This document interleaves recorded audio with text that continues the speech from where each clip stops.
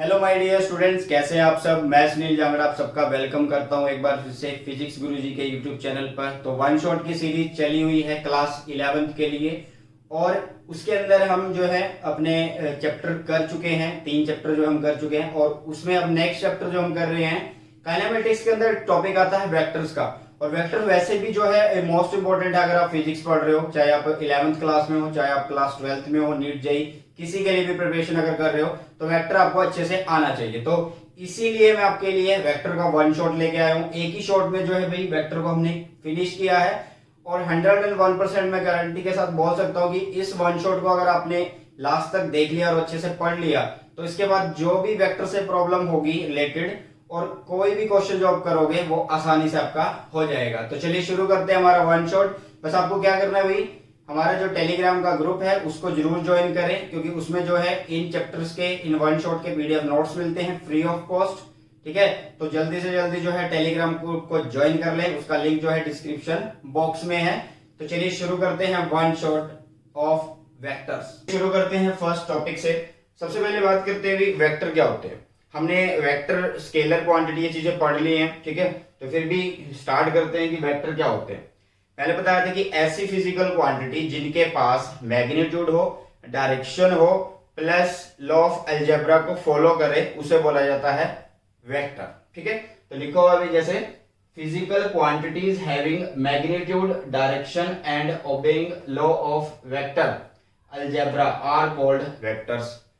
अब बच्चों को ये समझ आ जाएगा कि मैग्नीट्यूड क्या होता है। मैग्नीट्यूड होता है एक वैल्यू। मैग्नीट्यूड क्या होता है भाई, एक वैल्यू होती है, ठीक है। और दूसरी बात जो साथ में डायरेक्शन है, तो डायरेक्शन का मतलब तो आपको सबको ही पता है कि एक पर्टिकुलर मतलब लाइन में आपको जाना होता है। ठीक है, मान लीजिए मेरे को इस लाइन में जाना, तो मैं इस लाइन का मतलब इस डायरेक्शन में जा रहा हूं। ठीक है, अब आता है कौन सा भाई, लॉ ऑफ वेक्टर अलजेब्रा। ये क्या चीज है भाई, ये चीज है कि जब आपके पास दो वेक्टर है, देखिए मान लीजिए कि ये वेक्टर है और एक ये वेक्टर है, तो इनका जो वेक्टर लॉ होगा वो इस तरह से रिजल्टेंट बनाएगा। ठीक है, अब कई चीज ऐसी होती है जिनके पास वेक्टर वो नहीं होते, क्योंकि मतलब वो लॉ ऑफ अलजेब्रा को फॉलो नहीं करते। ठीक है, मतलब उनके पास मैग्नीट्यूड भी होगा, डायरेक्शन भी होगी, फिर भी वो फॉलो नहीं करते। देखिए लिखा भी हुआ है। पहले इसकी बात कर लेते हैं। वेक्टर क्या है, वो क्वांटिटी जिसके पास क्या हो, मैग्नीट्यूड हो, डायरेक्शन हो, लॉ ऑफ अलजेब्रा को फॉलो करे, वो होता है वेक्टर। एग्जांपल क्या क्या भाई, displacement, velocity and acceleration. Displacement, velocity, acceleration, momentum, force, impulse, weight और बहुत सारे एग्जांपल है, तो बुक से ज्यादा एग्जांपल कर लीजिएगा। नेक्स्ट देखिए क्या लिखा है, if a physical quantity has magnitude and direction both, अगर उसके पास दोनों है, मैग्नीट्यूड भी और डायरेक्शन भी, it does not always imply that it is a vector. उसका मतलब ये नहीं होगा कि वो एक वेक्टर है। ठीक है, वो वेक्टर कब होना चाहिए, for it to be a vector the third condition has to be satisfied. Third condition कौन सी है भाई, ये कंडीशन जो होती है वो थर्ड कंडीशन होती है law of vector algebra. Law of vector algebra. मैं एग्जांपल बता देता हूं आपको कि ऐसी कौन सी क्वांटिटी है जिसके पास मैग्नीट्यूड भी होता है, डायरेक्शन भी होती है, लेकिन वो जो है वेक्टर नहीं होती। ठीक है, जैसे कि हमारे पास करंट है, करंट है इलेक्ट्रिक सर्किट में। ठीक है, इलेक्ट्रिक करंट है ये भाई किसी सर्किट में, और ये क्या करता है, करंट जो होता है उसकी अलग अलग डायरेक्शन हो जाती है सर्किट के अंदर, एक इधर एक इधर इधर। तो ये देखिए ये क्या हुआ, यहां से डिवाइड हो गया। बट वेक्टर एक ऐसी चीज होगी भाई, वेक्टर एक ऐसी चीज होगी जिसके पास सिर्फ एक डायरेक्शन होती है। ठीक है, अब ये क्या कर रहा है, यहां फर्दर डिवाइड हो गया, आगे जाके कहीं और होगा। दूसरी बात, ये लॉ ऑफ अलजेब्रा को फॉलो नहीं कर रहा, क्योंकि यहाँ पे हम रिजल्टेंट नहीं बना सकते कोई। ठीक है, क्या नहीं बना सकते भाई, रिजल्टेंट। हम बना कैसे सकते हैं, या तो आपके पास इस तरह से केस हो या आपके पास इस तरह से केस हो। इन चीजों पे लगता है हमारा लॉ ऑफ अलजेब्रा। ठीक है, तो समझ आ गया होगा कि आपको कि किस तरह से जो है कुछ क्वांटिटी ऐसी होती है जिनके पास मैग्नीट्यूड और डायरेक्शन होने के बावजूद भी वो वेक्टर नहीं होती। नेक्स्ट आपके पास इसकी नोटेशन करते हैं भाई, वेक्टर की notation of vector. Notation of vector, तो नोटेशन दो तरीके से होती है। या तो अब ए, जैसे माने लिखिए, मैंने लिखा ए वेक्टर, या तो क्या होता है भाई, लेटर के, कैपिटल लेटर के ऊपर एक एरो का निशान। ठीक है, या फिर आप लिख सकते हो इसको क्या, बोल्ड में लिख सकते हो। ठीक है, डार्क में लिख सकते हो, और डार्क बनाने का इतना टाइम नहीं होता, तो इसलिए क्या होता है हम एक वेक्टर मतलब एरो लगा देते हैं, ठीक है। तो ये होती है नोटेशन, या तो आप वेक्टर से शो करिए या इसके बोल्ड मोड से शो करिए। इसकी वैल्यू क्या होती है भाई वेक्टर की? वेक्टर की वैल्यू होती है आपके पास मैग्नीट्यूड, ठीक है, और उसका कैप। ये क्या होता है? मैग्नीट्यूड। क्या है भाई? ये मैग्नीट्यूड है, और साथ में क्या है भाई? कैप है। क्या है? कैप है। इसको बोला जाता है ए कैप। क्या बोला जाता है भाई? इसको ए कैप बोला जाता है। इसकी भी बात हम आगे करेंगे जब हम अपने यूनिट वेक्टर में पहुंचेंगे। इसको कैरेट भी बोला जाता है, ठीक है। क्या बोला जाता है? कैरेट। तो वेक्टर की वैल्यू क्या होती है भाई? वेक्टर की वैल्यू होती है मैग्नीट्यूड, और जो ए कैप है वो शो करता है किसको? डायरेक्शन को। किसको शो करेगा? ए कैप डायरेक्शन को, ठीक है। तो ये था वेक्टर। अब चलते हैं इसके टाइप्स पे। देखिए भाई, जो भी वन शॉट में अपलोड कर रहा हूं वो बहुत अच्छे तरीके से हम अपलोड कर रहे हैं, क्योंकि इसमें ये नहीं है कि कोई चीजें छोड़ दी जाती हैं, उसको डीप में समझाया जा रहा है, ठीक है। क्योंकि ये जो वन शॉट होंगे ये लास्ट तक आपको काम आने वाले हैं। ये नहीं कि अभी थोड़े दिनों के लिए, ठीक है, कि नीट जेई के एग्जाम चल रहे हैं तो उनमें रिवाइज कर लो, वो ठीक है। नहीं, ये class 11th 12th NEET JEE कोई भी पढ़ रहा हो तो बहुत डीप में मैं करवा रहा हूँ। अच्छे से देखिए और लास्ट तक जरूर देखिए वन शॉट को, तभी कुछ समझ में आएगा। तो टाइप्स ऑफ वेक्टर पे चलते हैं कि कितने तरह के हमारे पास वेक्टर है। फर्स्ट टाइप हमारे पास यूनिट वेक्टर। फर्स्ट टाइप क्या है भाई? यूनिट वेक्टर है। यूनिट वेक्टर का मतलब क्या होता है? देखिए, हमने अभी एक वेक्टर बनाया था। वेक्टर की वैल्यू क्या है? A magnitude A cap. अगर ये मैग्नीट्यूड कितना हो? 1 हो जाए। A vector of unit magnitude, a vector of unit magnitude is called a unit vector. देखिए, ए वेक्टर है, अगर यूनिट वेक्टर मैग्नीट्यूड 1 हो जाए तो ये क्या हो जाएगा? हमारे सामने क्या बच गया? ए कैप, जिसको हम क्या बोलते हैं? यूनिट, ठीक है। तो इसको क्या बोलते हैं भाई? और ये होता कैसे है? Notation for it in the direction of A is A cap, ठीक है। Notation for it is in the direction of A is A cap. Next है, इसको शो कैसे करते हैं? शो अभी करके दिखाया था, इस तरह से शो करते हैं, ठीक है। तो ये हो गया ए वेक्टर इज इक्वल टू क्या है? ये मैग्नीट्यूड ए कैप। यहां पे जाए आएगा ये ए कैप आएगा इस तरह से, ठीक है। या फिर ए कैप लिखोगे तो ये क्या होता है? वेक्टर अपॉन मैग्नीट्यूड का रेशियो होता है। आप दो तरीके से लिख सकते हैं यूनिट वेक्टर को, कि यूनिट वेक्टर क्या है? जिसका यूनिट मैग्नीट्यूड हो, ठीक है। या फिर आप बोल सकते हैं ratio of the vector upon the magnitude to the magnitude. और क्या खास बात है इसमें? जो हमारे पास एक्सिस होते हैं एक्स वाई जेड, तो हर एक एक्सिस का यूनिट वेक्टर होता है। एक्स का हमारा जो वेक्टर होता है, जैसे मान लीजिए यहां पे मैंने ये बनाया एक्स, ये बनाया वाई और ये बनाया जेड, तो ये है आई, ये है जे कैप और ये है के कैप। एंटी क्लॉक में चलना है, सही होगा आपका काम, ठीक है। एंटी क्लॉक में कभी आप आई यहां लिख दो, ठीक है, लिख सकते हो, बट एक्स के साथ होना चाहिए। एक्स के साथ आई, वाई के साथ जे और जेड के साथ के, आई जे के। नेक्स्ट आपके पास जीरो वेक्टर। जीरो वेक्टर नाम से पता चल रहा है, जिसका मैग्नीट्यूड क्या होगा? जीरो होगा, ठीक है।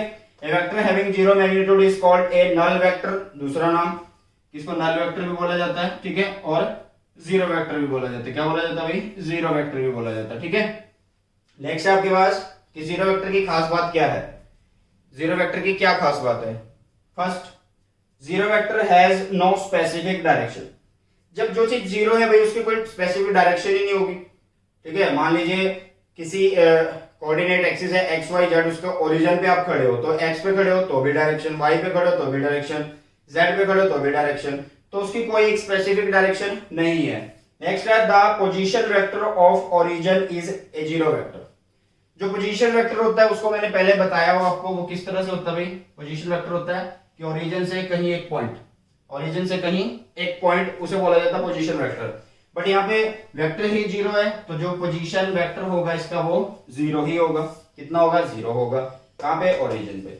नेक्स्ट चलते हैं इक्वल वेक्टर। नाम से पता चल रहा है इक्वल वेक्टर क्या होते हैं? ऐसे दो वेक्टर होंगे जो कैसे होंगे भाई? सेम इन मैग्नीट्यूड होंगे और उनकी जो डायरेक्शन है वो सेम होगी।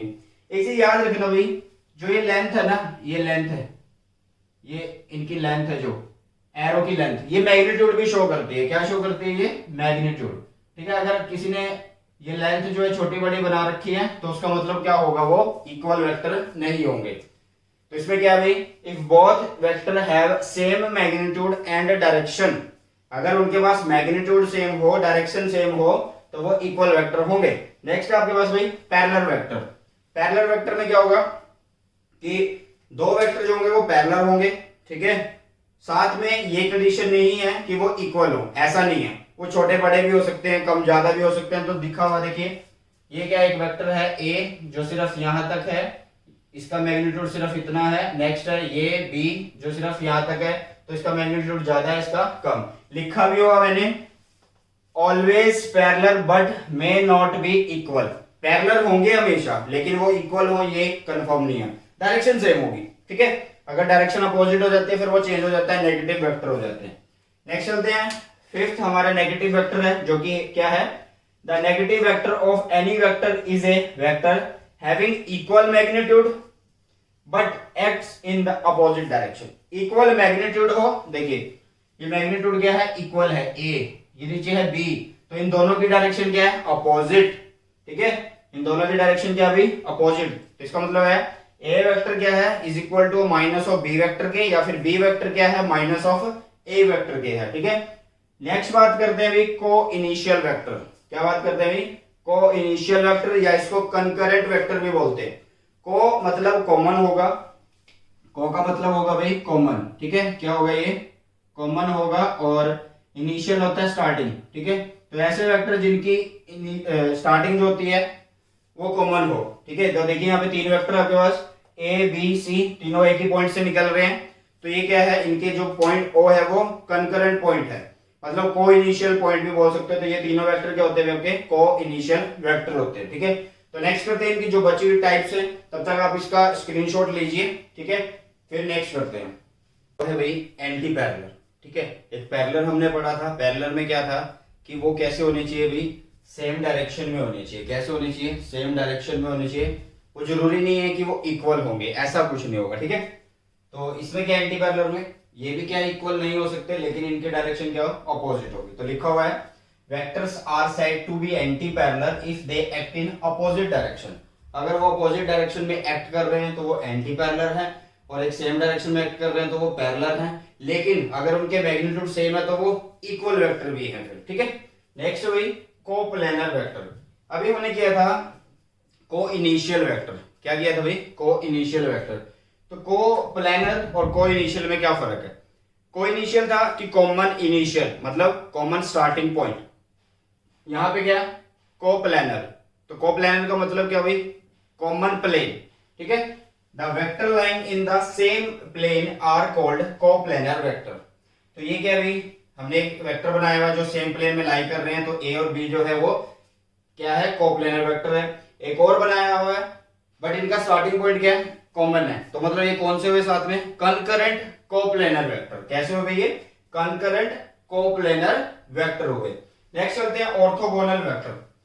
भाई कई बुक्स में थोड़ा घुमा के लिखा होगा कि ऑर्थोगोनल क्या होते हैं, और बच्चे कंफ्यूज भी होंगे थोड़ा बहुत, तो इसलिए ऑर्थोगोनल के बारे में सीधा एक बात याद रखिए कि ऑर्थोगोनल वेक्टर कौन से होते हैं, जो एक दूसरे के 90 डिग्री पे होते हैं, ठीक है। Two vectors are said to be orthogonal if the angle between them is 90 degree.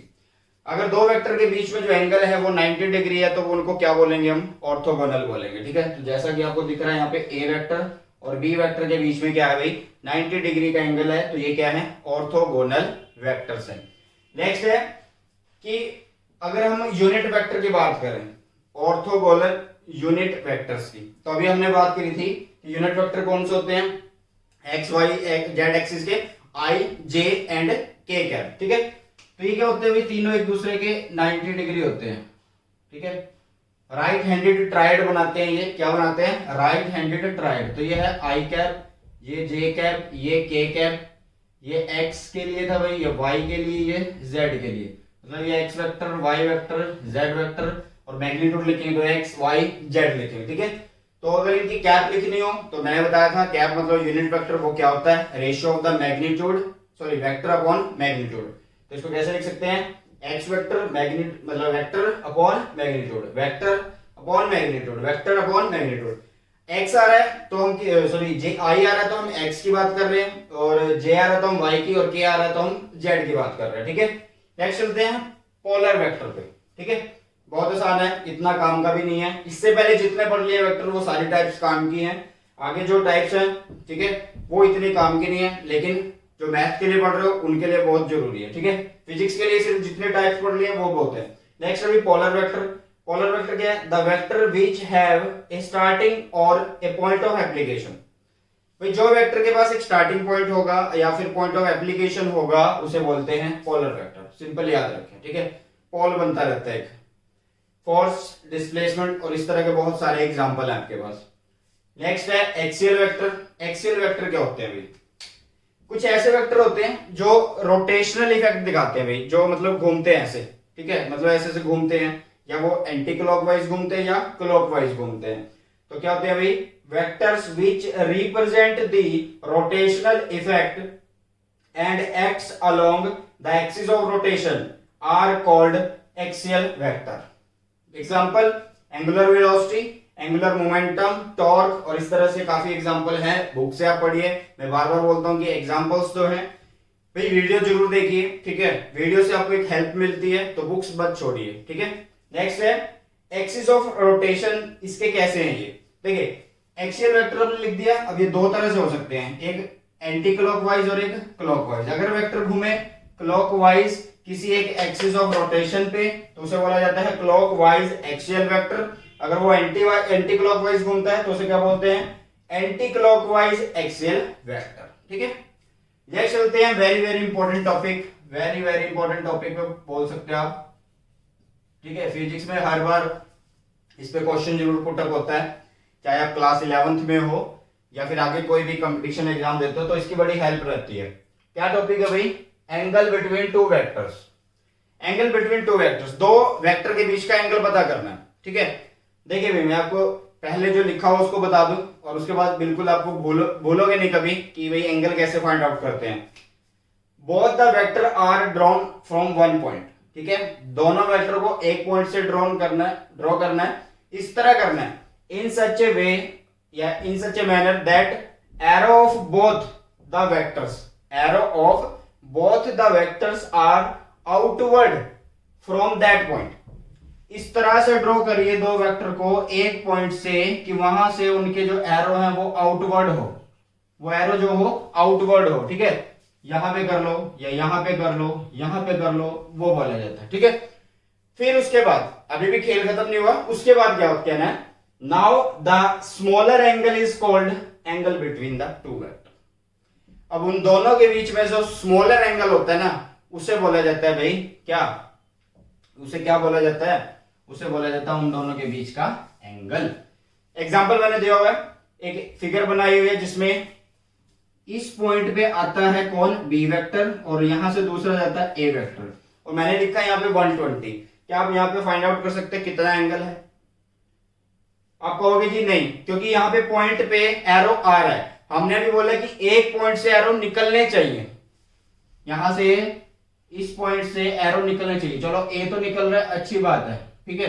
B जो यहाँ पे आ रहा है, बी जो आ रहा है उसका एरो यहाँ पे आ रहा है, तो मतलब निकलना चाहिए, तो ये यहाँ पे जा रहा है, ठीक है। तो एंगल कौन बना? ये, और जो कि कितना है भाई? 60 डिग्री। तो वो बनाया भी होगा मैंने, ठीक है। तो आपका आंसर कितना आएगा भाई? 60 डिग्री आएगा। नेक्स्ट चलते हैं, कुछ एग्जाम्पल आपके पास देखिए। यहाँ पे दिए हैं दो वेक्टर ए एंड बी जो एक ही पॉइंट से स्टार्ट हो रहे हैं, उनके बीच में एंगल लिखा भी हुआ है और आपसे पूछे एंगल कितना है, तो आप डायरेक्ट बोल सकते हो क्योंकि ये एक ऐसा पॉइंट है जहां से दो vector A and B outward direction में जा रहे हैं, तो इसलिए इनका एंगल जो सही है ये हमारा आंसर 45 डिग्री ही आएगा। नेक्स्ट आपके पास ये वाला क्वेश्चन, इसमें क्या है? दोनों पॉइंट्स एक जगह आ रहे हैं, ये एक आया और ये एक आया, ठीक है, एक जगह आ रहे हैं। इन दोनों के बीच में एंगल कितना भी? 150 डिग्री, ठीक है। बट हमने तो क्या कहा था कि आउटवर्ड होने चाहिए वहां से। चलिए आउटवर्ड कर देते हैं, ये हो गया आउटवर्ड, ठीक है, और ये हो गया आउटवर्ड, ठीक है। तो भाई ये कितना बचा? ये कितना बचा? ये 150 ही तो बचा, ठीक है। तो इनके बीच में एंगल कितना भी? 150 ही है, बट वो देखने का तरीका था। नेक्स्ट चलते हैं 145 पर। किस पे चलते हैं भाई? इस पे 145 पे। इसमें क्या है? एक एंगल इस तरह से ए वेक्टर और दूसरा यहां से ऐसे जा रहा है और ये बोला आपको 145 डिग्री। तो इस पॉइंट पे एक पॉइंट से दो वेक्टर निकलने चाहिए, ठीक है। तो यहां से निकल रहा है, दूसरा वेक्टर निकलेगा इस तरह से, यही जो पीछे से आ रहा है, तो ये एंगल बचेगा। मिनिमम एंगल को बोलते हैं भाई, किसको बोलते हैं? मिनिमम एंगल को बोलते हैं हम वेक्टर, ठीक है। तो मिनिमम एंगल आ जाएगा ये वाला, तो ये वाला कितना भी आपके पास, ये बचेगा शायद आपके पास 35, क्योंकि देखिए टोटल कितना होगा 180, तो 35 क्या हो गया आपका आंसर हो गया। नेक्स्ट चलते हैं, एक और क्वेश्चन आपको लिखा हुआ है स्क्रीन पर, कोशिश करें कि खुद से करने की, आपके पास टाइम है, देखिए करिए इस क्वेश्चन को। क्वेश्चन है आपके पास, what is the angle between A vector and -3/2 A vector. दो वेक्टर आपके पास, एक है ए वेक्टर और दूसरा है -3/2 ए वेक्टर, ठीक है। ये -3/2 क्या है भाई? ये -3/2 क्या है? मैग्नीट्यूड है, मैग्नीट्यूड है 3/2, माइनस नहीं, ओनली 3/2, ठीक है। और माइनस जो है वो शो करता है डायरेक्शन, ठीक है। और यहाँ पे कितना मैग्नीट्यूड होगा? यहाँ पे होगा 1, क्योंकि एक के साथ ए वेक्टर के साथ 1 मल्टीप्लाई होगा, और पॉजिटिव लिखा नहीं हुआ तो पॉजिटिव डायरेक्शन है, मतलब एक है इस तरह से, एक है इस तरह से, तो ये क्या हुए एंटी पैरेलल, तो इनके बीच में जो एंगल है वो कितना भाई 180 डिग्री है। तो नेक्स्ट चलते हैं वेक्टर एडिशन, सब्ट्रैक्शन, और उसके बाद करेंगे वेक्टर मल्टीप्लिकेशन एंड डिवीजन पर, ठीक है। तो चलिए इसको नोट कर लीजिए, स्क्रीनशॉट ले लीजिए, फिर करते हैं हम एडिशन एंड सब्ट्रैक्शन। तो चलिए नेक्स्ट करते हैं एडिशन, एडिशन ऑफ वेक्टर्स करते हैं, इसके बाद सब्ट्रैक्शन करेंगे, ठीक है। एडिशन के अंदर हमें दो लॉ करने हैं, ठीक है। एक है triangle law of vector addition और दूसरा है पैरेललोग्राम ऑफ वेक्टर एडिशन। तो सबसे पहले चलते हैं ट्रायंगल लॉ, जिसके अंदर हम एडिशन पढ़ने वाले हैं कि एडिशन कैसे करेंगे। देखिए अगर आपके पास दो वेक्टर दे रखे हो, जैसे कि ये दियो में, एक वेक्टर ये रहा आपके पास a और दूसरा वेक्टर है ये b, ठीक है। एक ऐसे है और एक ऐसे है। आपको मैं बता दूं कि जो ये वेक्टर होता है उसका ये जो एरो पार्ट होता है उसको बोलते हैं हेड, और जो लास्ट वाला पार्ट होता है उसे बोलते हैं टेल। क्या बोलते हैं? टेल। तो इसने यहाँ पे ये बोला है कि अगर वेक्टर इस तरह से प्लेस्ड है कि एक का हेड हो और दूसरे की टेल हो, ठीक है, एक का हेड हो और दूसरे की टेल हो, तो जो रिजल्टेंट होगा वो कैसा होगा? वो रिजल्टेंट क्या होगा? जो पहले वाला है उसके टेल से चलेगा और लास्ट वाला जो सेकंड वाला है उसके हेड तक पहुंचेगा। If the tail of one vector be placed at the head of the other, there sum और रिजल्टेंट। अगर उनके टेल जो है प्लेस्ड है हेड पे, देखिए ये एक हेड है और इस पे ये इसकी टेल प्लेस्ड है, ठीक है। तो इसका जो रिजल्टेंट होगा वो क्या होगा भाई? Is drawn from the tail, drawn from the tail, यहां से टेल से कहां तक जाएंगे? हेड तक जाएंगे दूसरे के, ठीक है। तो आपके पास आ गया ए वेक्टर बी वेक्टर का रिजल्टेंट ये वाला, ठीक है। मतलब आपके पास कुछ भी किसी तरह से भी आ सकता है, जैसे अगर ये आ जाए, ठीक है, तो इसका रिजल्टेंट आप कैसे बनाओगे? अब यहाँ पे क्या है? ये एक वेक्टर है बी जिसका ये हेड है और हेड से ये टेल चल रहा है, ये अरेंजमेंट होनी चाहिए। तो आप क्या करोगे भाई? जो पहले वाला है उसके टेल से चलोगे और सेकंड वाले के हेड पे पहुंच जाओगे। तो यहाँ पे जो भी रिजल्टेंट होता है वो आर वेक्टर शो करेगा, और उसका जो सम होगा, क्योंकि हम एडिशन पढ़ रहे हैं तो यहाँ पे क्या होगा? A vector plus B vector, जैसे कि यहाँ पे इसमें भी क्या है? ए प्लस बी लिखेंगे, आ जाएगा। तो मतलब समझ में आ गया कि अगर दो वेक्टर इस तरह से रखे हो कि उनके हेड टेल मिल रहे हैं, ये हेड इसके वाला टेल मिल रहा है, तो रिजल्टेंट क्या होगा? पहले वाले के टेल से स्टार्ट होके दूसरे वाले के हेड तक जाएगा, और उनका जो एडिशन होगा वो सिंपल ए वेक्टर प्लस बी वेक्टर। लेकिन अगर इसका मैग्नीट्यूड आपको फाइंड आउट करना है, इसका अगर मैग्नीट्यूड आपको फाइंड आउट करना है तो कैसे करें? देखिए यहाँ पे इसी चीज को मैंने लिया, अभी ये वाली चीज मैंने यहाँ पे रख दी, इसको अभी भूल जाओ, इस पार्ट को, ठीक है, इतने पार्ट को भूल जाओ। तो यहाँ पे क्या था? ये ए वेक्टर था, ये बी वेक्टर था, ये था हमारा रिजल्टेंट। अब हमने क्या किया भाई? यहाँ पे ये एंगल लिखा, ये कितना है? थीटा है। ये कितना एंगल है भाई? थीटा है। तो ये थीटा जो है भाई, अब ये थीटा ये शो कर रहा है कि angle between the A and B, angle between A and B. अब हमने क्या किया कि इसका अगर आपको मैग्नीट्यूड निकालना है ना, तो इसको थोड़ा ट्रायंगल की फॉर्म देनी पड़ेगी, क्योंकि अभी हम क्या पढ़ रहे थे? ट्रायंगल लो, ठीक है, ट्रायंगल लो कर लिया। लेकिन अब हम जो ट्रायंगल बनाएंगे वो 90 डिग्री वाला बनाएंगे, क्योंकि उससे क्या होगा? हमारे पास पाइथागोरस थ्योरम लग जाएगी और हम आसानी से अपना जो है कैलकुलेशन कर सकते हैं। तो मैंने क्या किया भाई? यहां से एक लाइन लगाई इस तरह से, जो कि एन पॉइंट तक गई, और बी से एक ड्रॉ कर दिया इस तरह से परपेंडिकुलर, ठीक है, बी से एन ड्रॉ कर दिया, और इधर से ए से एन तक गई। तो एक ये पूरा जो है एक ट्रायंगल बन गया। ठीक है, अब हमें ये पार्ट पता है, ये पता है और ये पता है, हमें ना ये पार्ट पता था ना ये पार्ट पता था। ठीक है, इसको फाइंड आउट करते हैं पहले। तो इसको फाइंड आउट कैसे करेंगे, यहां पे अभी एंगल क्या है, ये एंगल है, तो एंगल जब बन रहा हो तो हम वहां पे क्या करते हैं, कंपोनेंट निकाल सकते हैं। यहाँ पे दो कंपोनेंट आएंगे, एक साइन का एक कॉस का। तो जो कॉस कंपोनेंट होता है वो बेस का होता है भाई, मतलब जहां पे एंगल बन रहा होता है वहां पे कौन सा कंपोनेंट आता है, कॉस का। ठीक है, और जहां पे परपेंडिकुलर होता है वो साइन का। कैसे आया देखिए, साइन क्या होता है भाई, perpendicular by base, perpendicular by base. तो परपेंडिकुलर हमें निकालना है, अभी हमें पता नहीं है, निकालना है, जिसकी वैल्यू क्या है, बी एन लिख सकते हो आप। ठीक है, तो ये पी बाय बी लिख दिया था। अब भाई जो ये b है, ये जो b है ये कैसे आया, ये b कैसे आया है हमारे पास, ये हम लिखेंगे सबसे पहले। देखिए सॉरी ये बेस नहीं है भाई, पंडित बद्री प्रसाद, सॉरी पंडित बद्री प्रसाद हर हर बोले, तो p बाय एच लिखेंगे, मतलब परपेंडिकुलर बाय हाइपोटेन्यूस लिखेंगे। तो हाइपोटेन्यूस क्या है हमारे पास, देखिए ये अगर एक ट्रायंगल देखिए हम, इसमें अगर हम ये थीटा लगाते हैं, मतलब ये साइन कंपोनेंट लगाते हैं, तो आपके पास क्या आएगा, परपेंडिकुलर हाइपोटेन्यूस। तो वो कितने आएगी, परपेंडिकुलर हाइपोटेन्यूस। वेक्टर में नहीं लिखा है भाई, मैग्नीट्यूड में हम लिख रहे हैं। ठीक है, तो यहां से आ जाएगा perpendicular B sine theta. Same यहीं से आपके पास आ जाएगा बी बेस, मतलब base is equal to B cos theta. ये बेस है भाई, ये क्या है, बेस है। ठीक है, तो ये बेस याद रखिए, बेस है। तो यहाँ पे आपके पास आगे भी कंपोनेंट एक आया बी कॉस थीटा, एक आया बी साइन थीटा। तो लिख दीजिए, एक परपेंडिकुलर आ चुका है, एक बेस आ चुका है। अब कुछ भी नहीं करना, अब सिंपली आपको जो है भाई पाइथागोरस थ्योरम लगानी है। ठीक है, उसमें क्या होता था, इसका स्क्वायर इज इक्वल टू इसका स्क्वायर प्लस इसका स्क्वायर। ठीक है, तो लगा दिया हमने। यहाँ पे क्या है, ओबी का square is equal to O N का स्क्वायर प्लस बी एन का स्क्वायर। तो ओबी कितना भी, ओबी आर है। ठीक है, वेक्टर का जब स्क्वायर करते हैं और मैग्नीट्यूड में लिख रहे हैं तो सिंपल हो गया, ये R square is equal to O N. O N क्या भाई, ये ओ एन क्या है, A plus B cos theta है। तो ये लिख दिया A plus B cos theta, और उसके ऊपर स्क्वायर था तो यहाँ पे स्क्वायर आ गया, plus B N. B N कितना है, B sine theta, B sine theta, तो उसके ऊपर भी स्क्वायर। अब इसके बाद क्या करना है, इसको ओपन करिए, A plus B cos square theta को, इसको तो हो जाएगा A square plus B square, और उसके साथ क्या है, कोस था, तो वो cos square theta plus 2ab, B कितना है, बी कोस थीटा। ठीक है, तो बी कोस थीटा, इसको ओपन करा दिया, B square sine square theta.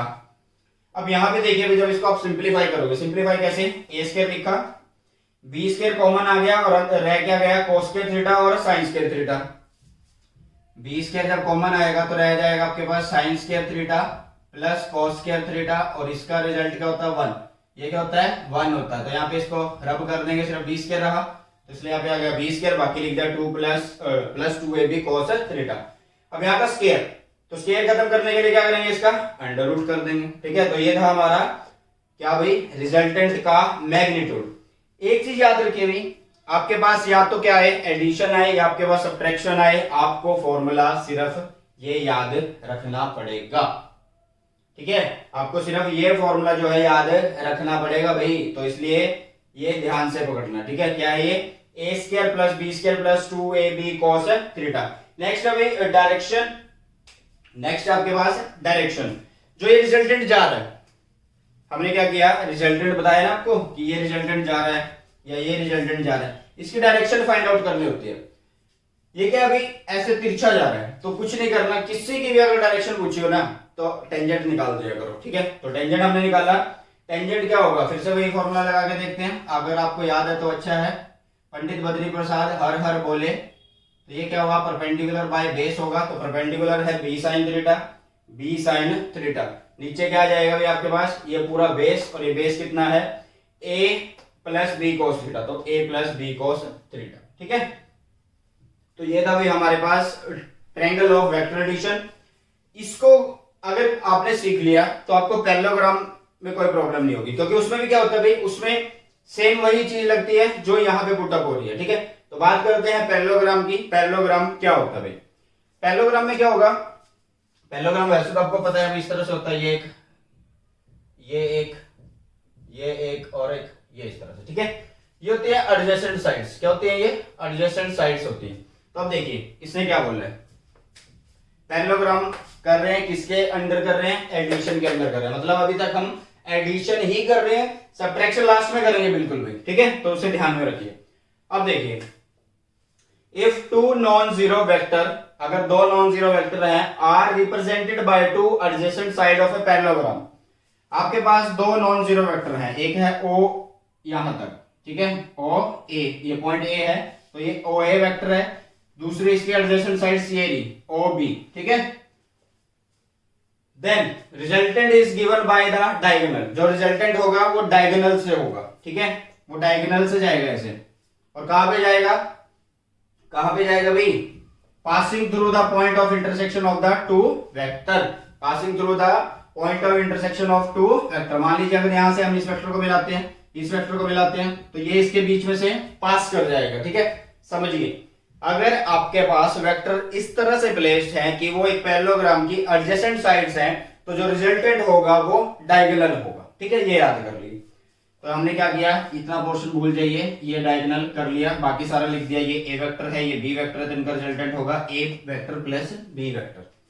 अब फिर वही भाई ये तो लिख दिया, R vector is equal to क्या है, ए वेक्टर प्लस बी वेक्टर, तो रिजल्टेंट कैसे लिखेंगे, रिजल्टेंट वही ड्रॉ करेंगे, नीचे से ये सी से एन तक ड्रॉ करेंगे, और यहाँ पे इसको आगे ड्रॉ करेंगे, ठीक है।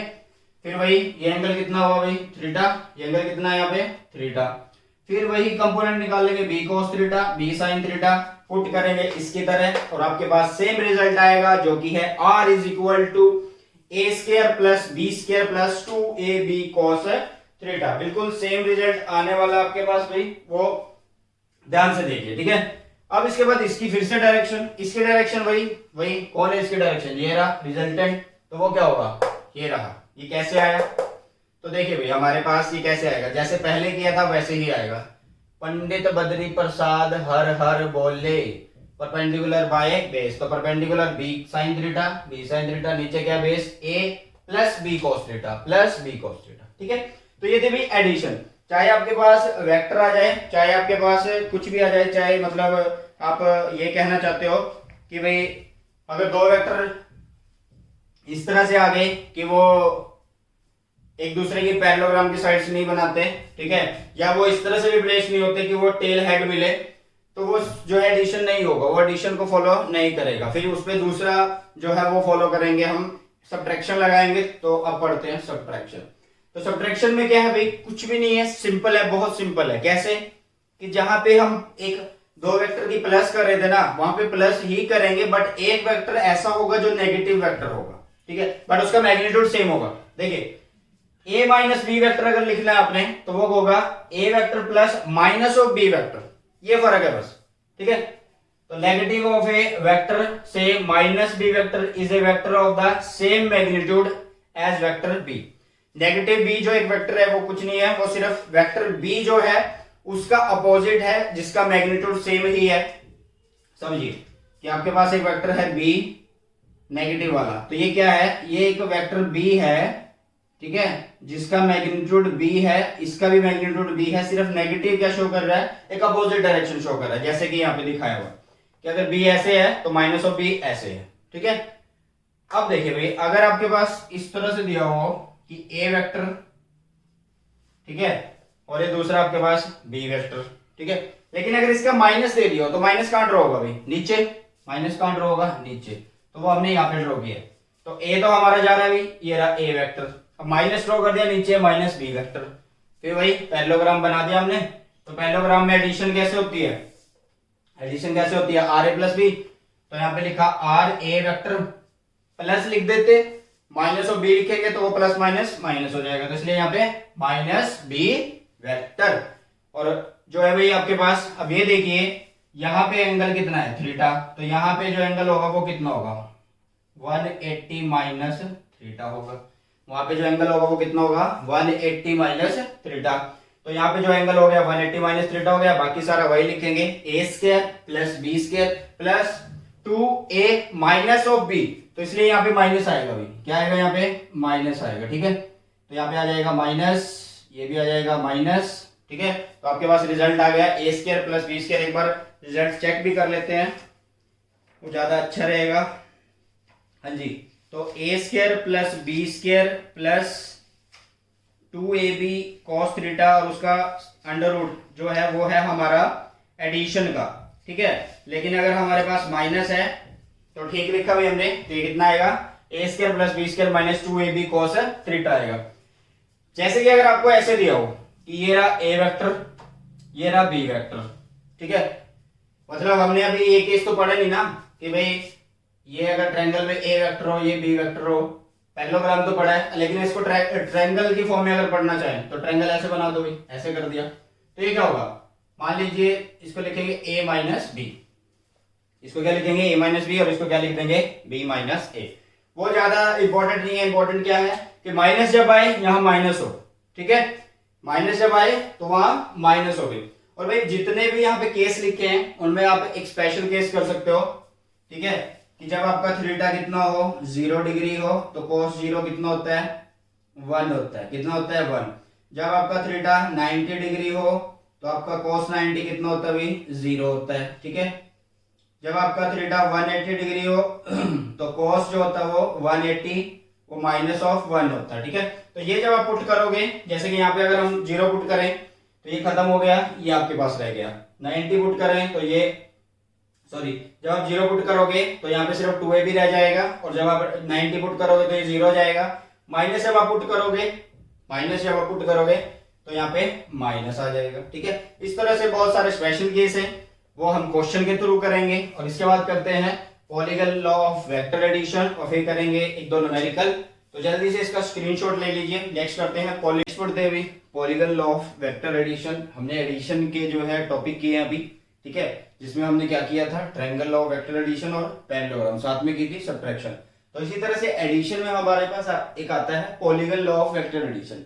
ये क्या अभी ये बहुत सिंपल है। इसमें क्या है कि जब एक वेक्टर से कोई दूसरा वेक्टर कोई तीसरा वेक्टर जुड़ा होता है एक साइकिल की फॉर्म में, साइकिल समझ रहे हो कि जब एक वेक्टर का हेड नेक्स्ट वाले वेक्टर के टेल से जुड़ा है, फिर इसका हेड नेक्स्ट वाले के टेल से जुड़ा है, तो जो रिजल्टेंट होगा वो क्या होगा, फर्स्ट वाले के कहां से चलेगा, टेल से चलेगा, और कहां तक जाएगा भाई, हेड तक जाएगा, ठीक है, किसके, लास्ट वाले के। तो देखिए यहाँ पे आपके पास एक वेक्टर है ए, दूसरा वेक्टर है बी और तीसरा वेक्टर है सी। तो इसका ये क्या भाई टेल, ये क्या है हेड, फिर यहीं पे टेल और हेड जुड़े हुए, ठीक है। अब रिजल्टेंट कहां से शुरू हो रहा है, फर्स्ट वाले के टेल से शुरू हो रहा है, और कहां तक जा रहा है, जो हमारा थर्ड है, अगर 4 होते यहाँ पे 5 होते 6 होते 7 होते तो उस हिसाब से उसके हेड पे जाता, ठीक है। तो यहाँ पे रिजल्टेंट क्या है भाई, इन सब का सम है, क्या है, ए vector plus B vector plus C vector है, ए vector plus B plus C. अगर ये एक साइकिल की फॉर्म में ही होते फिर क्या होता, मान लीजिए अगर ये जो एरो है ये इस तरह से ही होता है यहाँ पे, ठीक है, तो क्या होता, और ये होता डी, तो क्या होता है, तो सिंपल है।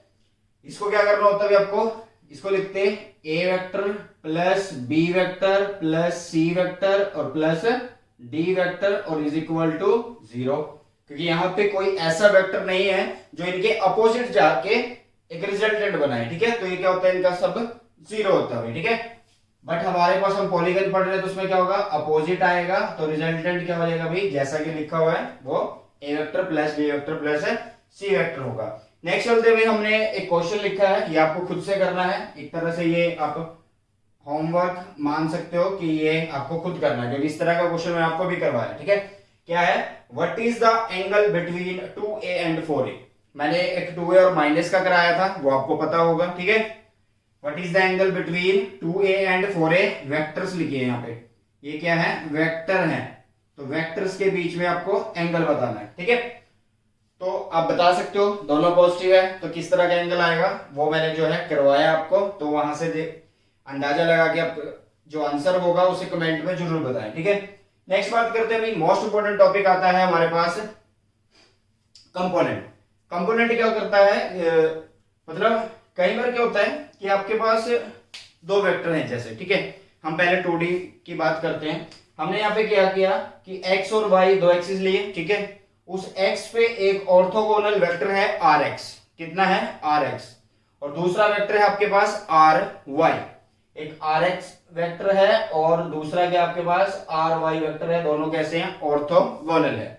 और इनका जो रिजल्टेंट होगा वो क्या होगा भाई, हमने पैरेललोग्राम पढ़ा था, उसमें क्या था कि अगर एक वेक्टर जा रहा है इस तरह से और दूसरा वेक्टर जा रहा है इस तरह से, तो रिजल्टेंट उनके मिड से होके जाता था, ठीक है। इसमें क्या है, एक वेक्टर ऐसे है और एक वेक्टर उसके परपेंडिकुलर है, तो रिजल्टेंट ऐसे जाएगा, टेंजेंट जाएगा, ठीक है।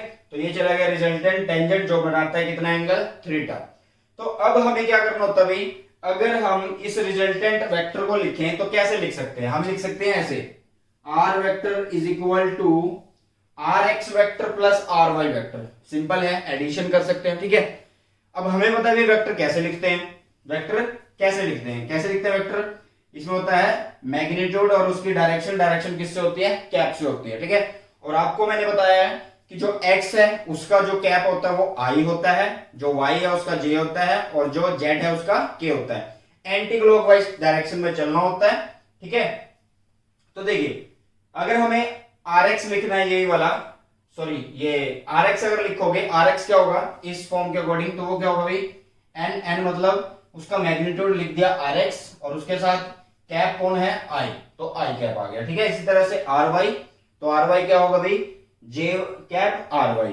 इसी तरह से अगर हम इसका रिजल्टेंट कंप्लीट लिखना चाहें तो क्या होगा, rx की वैल्यू पुट करेंगे फिर उसके बाद ry की वैल्यू पुट करेंगे, तो यहाँ पे r वेक्टर ये क्या हुआ I cap rx plus j cap ry, ठीक है। नेक्स्ट देखिए कि ये तो हो गया कि अगर आपको I j की फॉर्म में लिखना है तो आप इस तरह से लिख सकते हैं।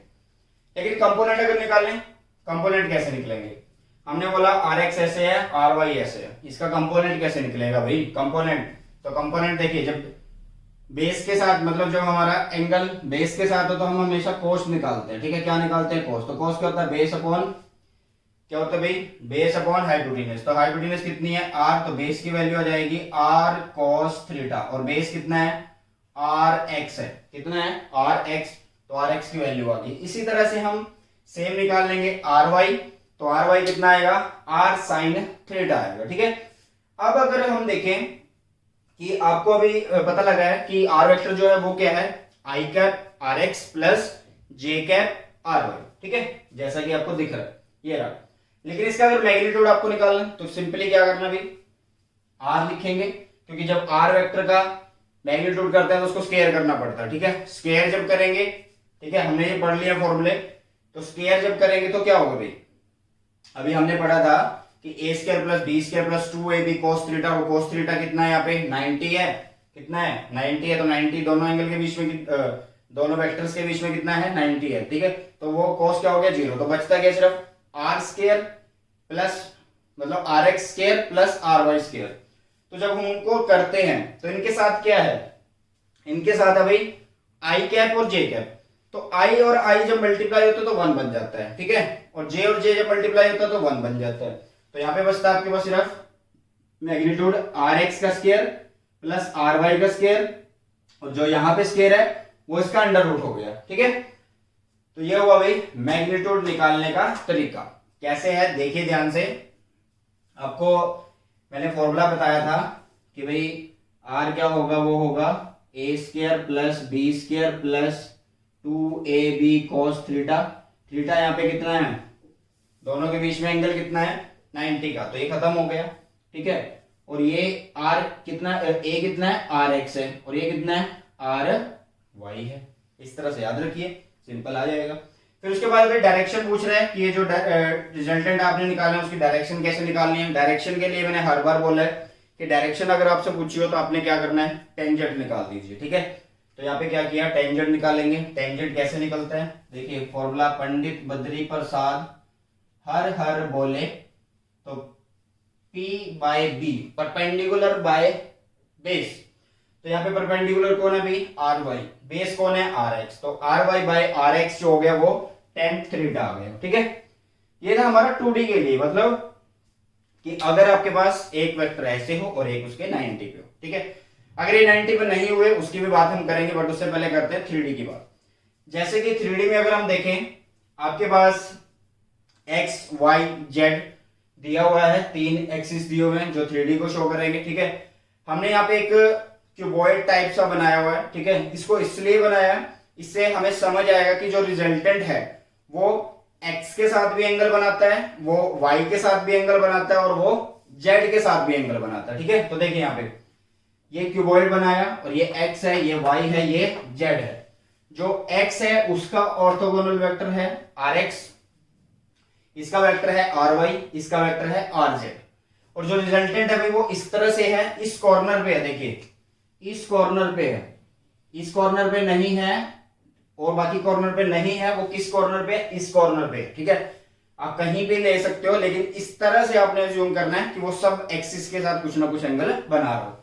तो जो ये रिजल्टेंट बना है r, क्या बना है? r, इसका एंगल बनता है x के साथ अल्फा और y के साथ बीटा और z के साथ गामा। ये याद रखिए। ठीक है, अब हमें पता है भाई जब रिजल्टेंट आता है 2D में तो हम क्या कर देते हैं, उन सबको जोड़ देते हैं, ऐड कर देते हैं, rx प्लस ry। यहाँ पे भी क्या होगा, तीनों को ऐड करेंगे। r वेक्टर क्या है? rx plus ry plus rz vector. अब इनको ऑर्थोगोनल फॉर्म में लिखना है, मतलब इनके साथ ऑर्थोगोनल लगाने हैं। तो मैंने बताया था x के लिए क्या होता है भाई i, y के लिए j और इसके लिए k। तो लिखना कैसे होता है, वेक्टर कैसे लिखते हैं? मैग्नीट्यूड और उसकी डायरेक्शन, डायरेक्शन शो करता है कौन कौन शो करता है भाई? कैप। ठीक है, यूनिट वेक्टर। तो यूनिट वेक्टर x का कौन है? i, y का कौन है? j और z का कौन है? k। ठीक है, तो ये हो गया आपका r vector is equal to i cap rx plus j cap ry plus k cap rz। ठीक है, नेक्स्ट बात करते हैं इनका मैग्नीट्यूड। इनका मैग्नीट्यूड सबसे पहले मैं आपको बता दूं भाई, मैग्नीट्यूड के लिए जैसे 2D में स्क्वायर हुआ था ना, r square plus rx square plus ry square, same यहाँ पे भी क्या होगा, तीनों का स्क्वायर हो जाएगा। ठीक है, क्यों हो जाएगा सर ऐसा क्यों? क्योंकि तीनों क्या है, म्यूचुअली परपेंडिकुलर है। म्यूचुअली परपेंडिकुलर मतलब rx ry के साथ जो है 90 पे है और y जो है z के साथ 90 पे है और z जो है y के साथ 90 पे, तो ये म्यूचुअली परपेंडिकुलर है। ठीक है, तो मतलब जो cos 90 लगता था वो जीरो कर रहा हूं सबको, बाकी बच रहा है कौन? r square x plus ry square plus rz square. ठीक है, rz स्क्वायर ry स्क्वायर और rx स्क्वायर, इन सब का सम और अंडर रूट। ठीक है, तो ये होता है हमारा मैग्नीट्यूड। इनके अब इसकी डायरेक्शन कैसे होगी रिजल्टेंट की? देखिए यहाँ पे क्या है, रिजल्टेंट जो है हर एक एक्सिस के साथ एंगल बना रहा है अलग अलग। x के साथ बना रहा है अल्फा, y के साथ बना रहा है वो बीटा और z के साथ बना रहा है गामा। तो यहाँ पे आपको क्या करना पड़ेगा? अगर 2D होता तो सिंपली हम क्या कर सकते थे, टेंजेंट निकाल सकते थे, बट यहाँ पे ऐसा नहीं होगा। क्योंकि देखिए ये जो अल्फा बन रहा है ये किस किस के बीच में बन रहा है? x और इस r के बीच में। ठीक है, तो हम यहाँ पे एक ही कंपोनेंट निकाल सकते हैं, कौन सा भी? cos कंपोनेंट, कोसाइन कंपोनेंट निकाल सकते हैं। तो हम यहाँ पे क्या करेंगे, हर एक कंपोनेंट जो बना हुआ, मतलब हर एक एंगल जो बना हुआ अल्फा बीटा गामा, उन सब का कोसाइन निकाल देंगे। ठीक है, तो देखिए cos अल्फा क्या होगा भाई? cos अल्फा क्या होगा? बेस अपॉन हाइपोटेनस, तो बेस अपॉन हाइपोटेनस। ठीक है, फिर क्या भाई cos बीटा ये रहा बेस, बेस कितना है? ry और हाइपोटेनस ये। ठीक है, अब वो ऐसे है क्योंकि एंगल के सामने हमेशा क्या होता है भाई? परपेंडिकुलर होता है। ठीक है, तो इसका मतलब जो एंगल बना रहा है वो बेस है। अब यहाँ पे देखिए इस पे, तो इस पे क्या होगा, ध्यान से देखिए, गामा, गामा के लिए क्या होगा भाई? rz। ठीक है, अपॉन r। तो ये आ गए आपके cos alpha, cos beta and cos gamma. ठीक है, तो ये था आपका 3D के लिए। कंपोनेंट कैसे निकालने हैं कि अगर 2D से पूछा हो तो मैग्नीट्यूड कैसे लिखना है? rx का स्क्वायर प्लस ry का स्क्वायर उसका अंडर रूट। अगर तीनों आ जाए फिर कैसे लिख रहे हैं? rx का स्क्वायर प्लस ry का स्क्वायर प्लस rz का स्क्वायर फिर अंडर रूट। ठीक है, तो ये था कंपोनेंट की बात। कंपोनेंट कैसे निकलते हैं वो सारा बता दिया, cos कैसे है, बीटा कैसे है, सब बता दिया। नेक्स्ट चलते हैं कि अगर ये 2D जो दिया हुआ है यहाँ पे ये एक दूसरे के 90 पे ना हो, फिर क्या होगा? मान लीजिए ऐसे हैं ये कि rx ऐसे जा रहा है और ry परपेंडिकुलर ना होके ऐसे जा रहा है। ठीक है, मतलब पैरेललोग्राम की तरह जा रहा है। तो पैरेललोग्राम यहाँ पे जा रहा है ry, ये कितना है? r, रिजल्टेंट हो गया। तो हमने यहाँ पे एक पैरेललोग्राम बना दिया। ठीक है, यहां हमने बताया कि जो ये रिजल्टेंट बनाता है x के साथ एंगल वो है अल्फा। ठीक है, और जो y के साथ बनाता है वो है बीटा। ये y के साथ बनाता है वो क्या है? बीटा। ठीक है, तो एक चीज याद रखना भाई, हमेशा एक लाइन है आपके पास, ये एक लाइन है, तो यहाँ पे जो एंगल होगा वो यहीं पे होगा। ठीक है, मतलब यहाँ पे अगर बीटा तो यहाँ पे भी क्या है? बीटा। ठीक है, तो हमने यहाँ पे लिख दिया बीटा, तो यहाँ पे चला गया ये बीटा। ठीक है, मतलब अब आपके पास एक ट्रायंगल आ गया है। अब आपके पास एक ट्रायंगल आ गया है, कौन कौन सा, मान लीजिए ये O है, ये A है, और यहां पे हम इसको नाम दे देते हैं B। ठीक है, क्या नाम दे देते हैं, B। तो O A एंड B क्या है आपके पास, O A, सॉरी इधर है A, और यहां पे आया आपके पास B, थोड़ा टेढ़ा कर लेते हैं इसको, B, ये आ गया B। ठीक है, ये हुआ आपके साथ। तो ये एंगल है भाई अल्फा, और ये एंगल हो गया बीटा, और ये एंगल हमें पता नहीं है। ठीक है, तो अब साइन लॉ क्या कहता है, देखिए एक चीज याद रखिए, जब भी ट्रायंगल राइट एंगल हो तो सीधा क्या लग सकती है, पाइथागोरस थ्योरम लगती है। लेकिन ट्रायंगल ऐसे हो कि वो 90 डिग्री पे ना हो तो हम साइन लॉ और कोसाइन लॉ लगा सकते हैं। ठीक है, तो यहाँ पे हमने लगा दिया अभी कौन सा लॉ, साइन लॉ लगा दिया। ठीक है, तो साइन लॉ क्या कहता है, देखिए मान लीजिए ये है आपका एक एंगल अल्फा, तो इसके सामने जो ब्रांच है वो देखेंगे हम, इसके सामने जो ब्रांच है वो कौन सी ब्रांच है, ये आर वाई था, तो ये भी कितना हुआ यहाँ पे, आर वाई हुआ। ठीक है, तो अल्फा अपॉन, मतलब ये क्या है अल्फा, तो ये क्या है साइन, क्या बोलेंगे इसको, साइन बोलेंगे। ठीक है, तो ये लिख सकते हैं हम साइन अल्फा अपॉन बीटा, या फिर इसको लिख सकते हैं बीटा अपॉन साइन अल्फा। फिर इसी तरह से बीटा, एंगल के सामने ये ब्रांच है। ठीक है, तो ये कितनी है, आर एक्स। ठीक है, तो मतलब R X upon sine beta, जैसे कि लिखा हुआ है R X upon sine beta, R Y upon sine alpha. अब फिर क्या बचा भाई, ये एंगल बचा, कौन सा एंगल बचा, ये एंगल बचा, और ये क्या है, ब्रांच आर है। ठीक है, तो आर अपॉन साइन, एंगल नहीं पता वो कितना है, 180 सम होता है किसका, ट्रायंगल का। ठीक है, तो 180 में से अल्फा और बीटा तो बने हुए हैं, तो उनको माइनस कर दो, आपके पास आ जाएगा ये इसका रिजल्ट, जो कि होगा आर अपॉन साइन, 180 में से अल्फा बीटा निकाल दिए, फिर R X upon sine beta, R Y upon sine alpha. ध्यान से सुनिए, ट्रायंगल लॉ क्या होता है कि जो ब्रांच है या जो एंगल है, एंगल के सामने जो ब्रांच आ रही है, ठीक है, एंगल के सामने जो ब्रांच आ रही है, आप क्या कर सकते हो, उस एंगल के मैग्नीट्यूड, नीचे जो एंगल है उसका साइन, या फिर साइन को ऊपर रखिए, मैग्नीट्यूड को नीचे रखिए, वो आपकी मर्जी है। ठीक है, इस तरह से अप्लाई करना भी। ठीक है, अब यहां पे देखिए भाई, जब साइन को हम ओपन करेंगे, 180 में से अल्फा प्लस बीटा जा रहा है, 180 में से जा रहा है, तो मतलब साइन जो है वो चेंज नहीं होगा, 90 में से जाता है तो चेंज हो जाता है। ठीक है, तो साइन क्या रहेगा, साइन ही रहेगा, बट एंगल क्या रहेगा, alpha plus beta, alpha plus beta. तो यहाँ पे R upon sine alpha plus beta आएगा, फिर आप इक्वेट करके ये दोनों रिजल्ट जो है फाइंड आउट कर सकते हैं। ठीक है, ये था आपका लॉ ऑफ वेक्टर एडिशन के अंदर पॉलीगन लॉ वेक्टर एडिशन, और इधर थे आपके ये कंपोनेंट। अब करते हैं हम इसके साथ जो है position vector and displacement vector, और साथ में करेंगे एक दो न्यूमेरिकल। तो जल्दी से इसका स्क्रीनशॉट ले लीजिए। तो नेक्स्ट पढ़ते हैं अभी पोजीशन वेक्टर, पोजीशन वेक्टर, और पढ़ेंगे साथ में डिस्प्लेसमेंट वेक्टर, और एक करेंगे हम साथ में न्यूमेरिकल। तो पोजीशन वेक्टर वैसे पहले पढ़ाया हुआ है कि क्या होता है, लेकिन ध्यान से सुनिए भाई, पोजीशन वेक्टर है क्या चीज। देखिए यहाँ पे आपके पास दो एक्सिस मैंने लिए, एक है आपका एक्स एक्सिस और एक है आपका वाई एक्सिस। ठीक है, एक्स और वाई का जो ओरिजिन है वो क्या है, ओ, जिसको हमने नाम दिया फिक्स्ड पॉइंट ऑफ रेफरेंस। ठीक है, ये क्या है, एक फिक्स्ड पॉइंट है जो क्या है हमारा रेफरेंस है। रेफरेंस मतलब इस पॉइंट के हिसाब से जो है, इस पॉइंट के हिसाब से है इसकी पोजीशन डिफाइंड होगी। ठीक है, इसलिए बोला जाता है फिक्स्ड पॉइंट ऑफ रेफरेंस। तो यहाँ पे देखिए भाई, हमने क्या किया, ओ से एक वेक्टर चला जो कि पॉइंट पी पे जाता है, और उसकी जो पोजीशन है वो क्या है, यहां से ये वाई और यहां से ये क्या है, एक्स। ठीक है, तो एक्स वाई लिख दिया। ठीक है, तो इसमें जो वेक्टर जिस पोजीशन पे गया, ठीक है, उस वेक्टर को बोला जाता है पोजीशन वेक्टर। मतलब ओपी एक वेक्टर है जिसका नाम क्या है, आर वेक्टर। ठीक है, जिसको हम क्या बोलते हैं, पोजीशन वेक्टर बोलते हैं।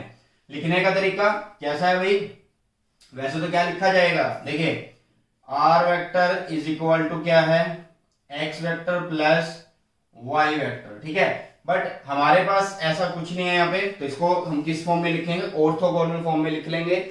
ताकि क्या आएगा साथ में, उसका मैग्नीट्यूड उसकी डायरेक्शन, उसका मैग्नीट्यूड उसकी डायरेक्शन आ गई। ठीक है, तो लिखने का तरीका क्या है पोजीशन वेक्टर को, R vector is equal to X I cap plus Y J cap. अगर तीसरा होता तो उसको कैसे लिखते, जेड के कैप आ जाता। ठीक है, तो ये था आपका पोजीशन वेक्टर। पोजीशन वेक्टर एक से ज्यादा हो सकते हैं, ठीक है, जैसे कि आपको दिखाया गया है, जिसके अंदर हम पढ़ रहे हैं डिस्प्लेसमेंट वेक्टर। क्या पढ़ेंगे इसके अंदर?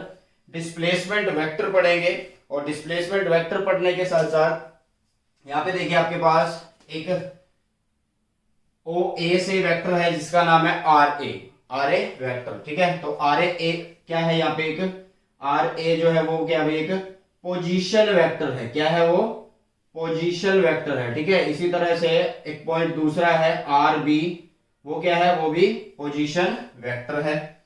फर्क क्या है? फर्क ये है भाई यहाँ पे जो है कुछ भी वैल्यू है x1 y1, ठीक है, इस तरह से यहाँ पे वैल्यू है x2 y2, ये फर्क है भाई, ठीक है। भाई यहाँ पे कितनी वैल्यू है? x1 y1, ठीक है, वहां पे कितनी वैल्यू है? x2 y2, ये चीज है। अब ये चीज जो है भाई, ये पास में, पास मतलब ये छोटा वेक्टर है, ये दूसरा वेक्टर क्या है? बड़ा है वेक्टर। कैसे पता लग रहा है? क्योंकि वो ज्यादा आगे तक जा रहा है, ठीक है।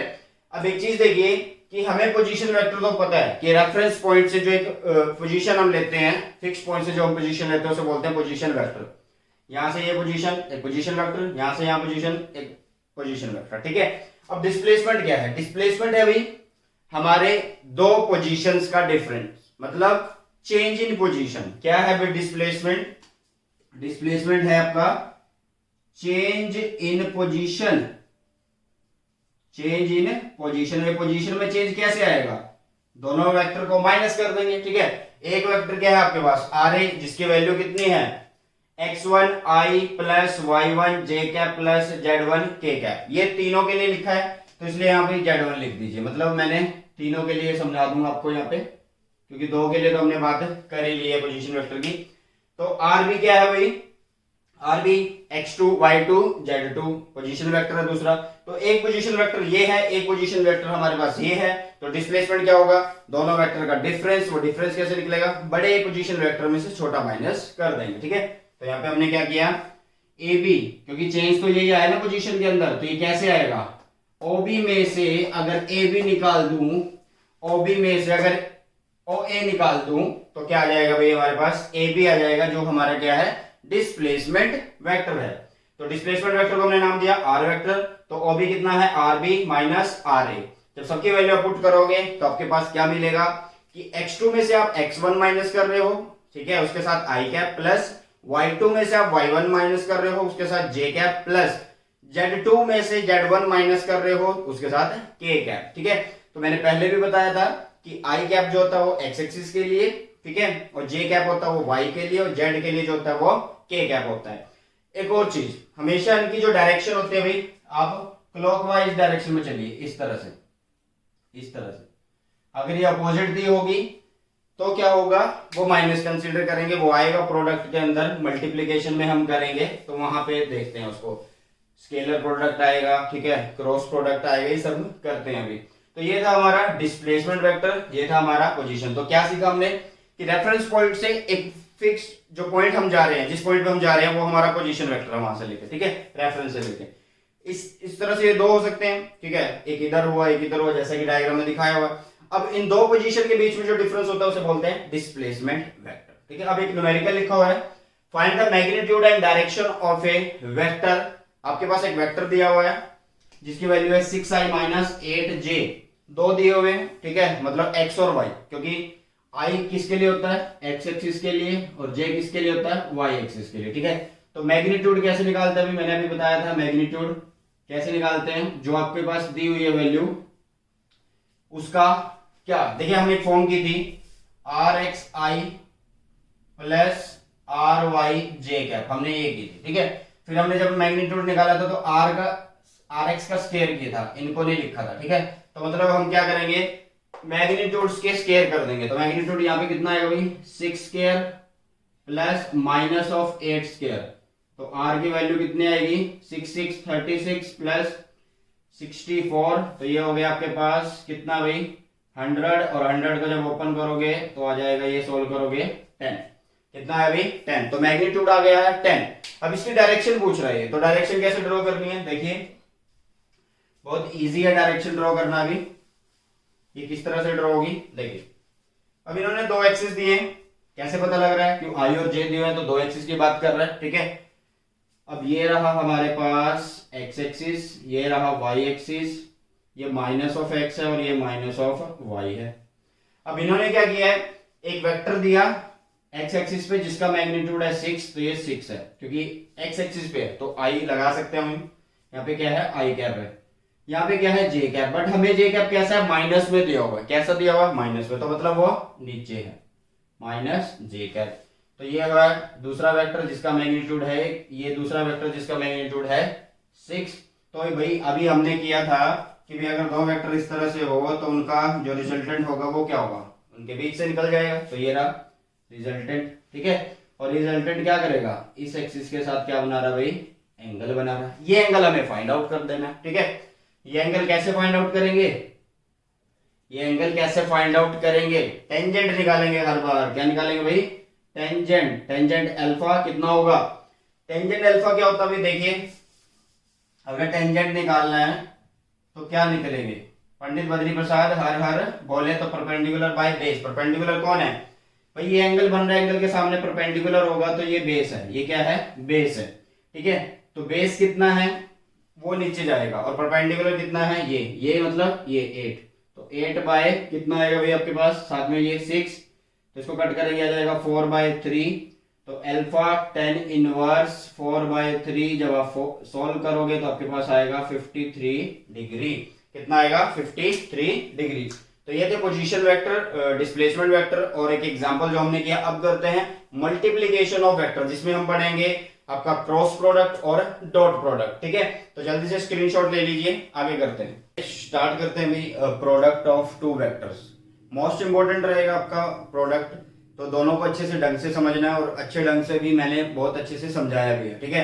मतलब पहले क्या करेंगे, इसका बेसिक, फिर करेंगे उसका न्यूमेरिकल। तो दो तरह के प्रोडक्ट होते हैं भाई आपके, कौन कौन से होते हैं, एक होता है स्केलर।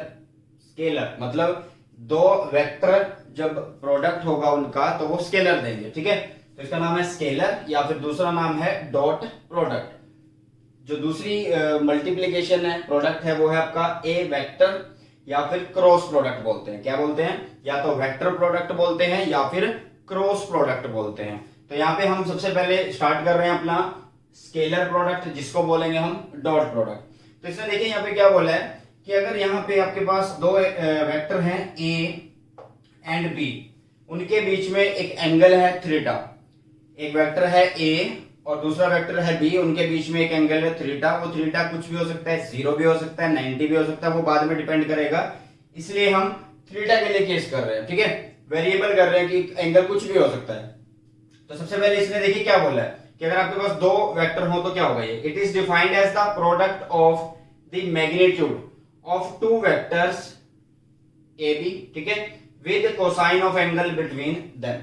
ये किसके इक्वल होगा, ए वेक्टर और बी वेक्टर के मैग्नीट्यूड के प्रोडक्ट के साथ उसका क्या लिखा हो, कोसाइन एंगल। मतलब उन दोनों वेक्टर की जब आपको डॉट प्रोडक्ट करनी है तो क्या करना होता है कि सिंपली उसका क्या लिखिए, मैग्नीट्यूड, उनकी मल्टीप्लाई, और फिर उन दोनों के बीच का जो एंगल है उसका कोसाइन एंगल आपने लिखना, ठीक है। तो मतलब ए डॉट बी को कैसे लिख सकते हैं हम, ए बी कॉस थीटा से लिख सकते हैं, ठीक है। ए डॉट बी वेक्टर को कैसे लिखेंगे, A B cos theta. Result देखिए कि वेक्टर मल्टीप्लाई हो रहे थे, प्रोडक्ट हो रहा था, मिल क्या रहा आपको, स्केलर। तो इसका नाम क्या है, इसलिए स्केलर प्रोडक्ट है, ठीक है। तो आपने सिंपली ये फॉर्मूला याद रखना है। इस फॉर्मूले से बाहर आपसे इसके अंदर कुछ नहीं पूछा जाएगा। कई क्वेश्चन ऐसे आएंगे कि भाई मतलब आपको पता नहीं होगा वहां पे डॉट लगाना है या क्रॉस लगाना है, वो भी आपको बताऊंगा, ठीक है। तो नेक्स्ट है आपके पास कि ये जो प्रोडक्ट है भाई, ये मैक्सिमम और मिनिमम कब हो सकता है। देखिए अगर मैं थीटा की वैल्यू 0 डिग्री रखूं तो आपके पास जो a डॉट बी है वो कितना आएगा, a डॉट बी वो कितना आ जाएगा। अगर 0 रखूं तो cos 0 कितना होता है 1, तो बना आपका ए बी, ठीक है। तो मैक्सिमम कब होता है भाई, मैक्सिमम कब होता है जब आपका थीटा कितना हो, 0। मतलब जब दो वेक्टर हो और दोनों के बीच में कोई एंगल नहीं है, मतलब वो सेम एक्सिस पे है, सेम डायरेक्शन पे है, तो वो क्या होगा, उनका प्रोडक्ट जो होगा वो मैक्सिमम होगा। मिनिमम कैसे हो सकता है भाई, अगर उनके बीच में थीटा 90 डिग्री हो। कैसे कि ए डॉट बी कैसे मिनिमम होगा, cos अगर 90 रखेंगे तो cos 90 क्या होता है, 0। cos 90 क्या होता है भाई, cos 90 0 होता है, तो इसलिए ये पूरा प्रोडक्ट क्या होगा, 0। तो ये हो गया आपका मिनिमम, ठीक है। क्या हो गया ये, मिनिमम, ठीक है। तो मतलब ऐसे दो वेक्टर ठीक है, उनके बीच में कुछ भी एंगल हो, कुछ भी एंगल हो, अगर उनका आपको डॉट प्रोडक्ट निकालना है तो मैक्सिमम कब होंगे, जब वो 0 हो, और मिनिमम कब होंगे, जब वो 90 पे हो। ठीक है, अब इसमें क्या होता है भाई, कोई तीसरा वेक्टर नहीं होता, क्रॉस प्रोडक्ट में क्या होता है, तीसरा वेक्टर मिलता है। ठीक है, तो वो आपको बाद में पता लगेगा।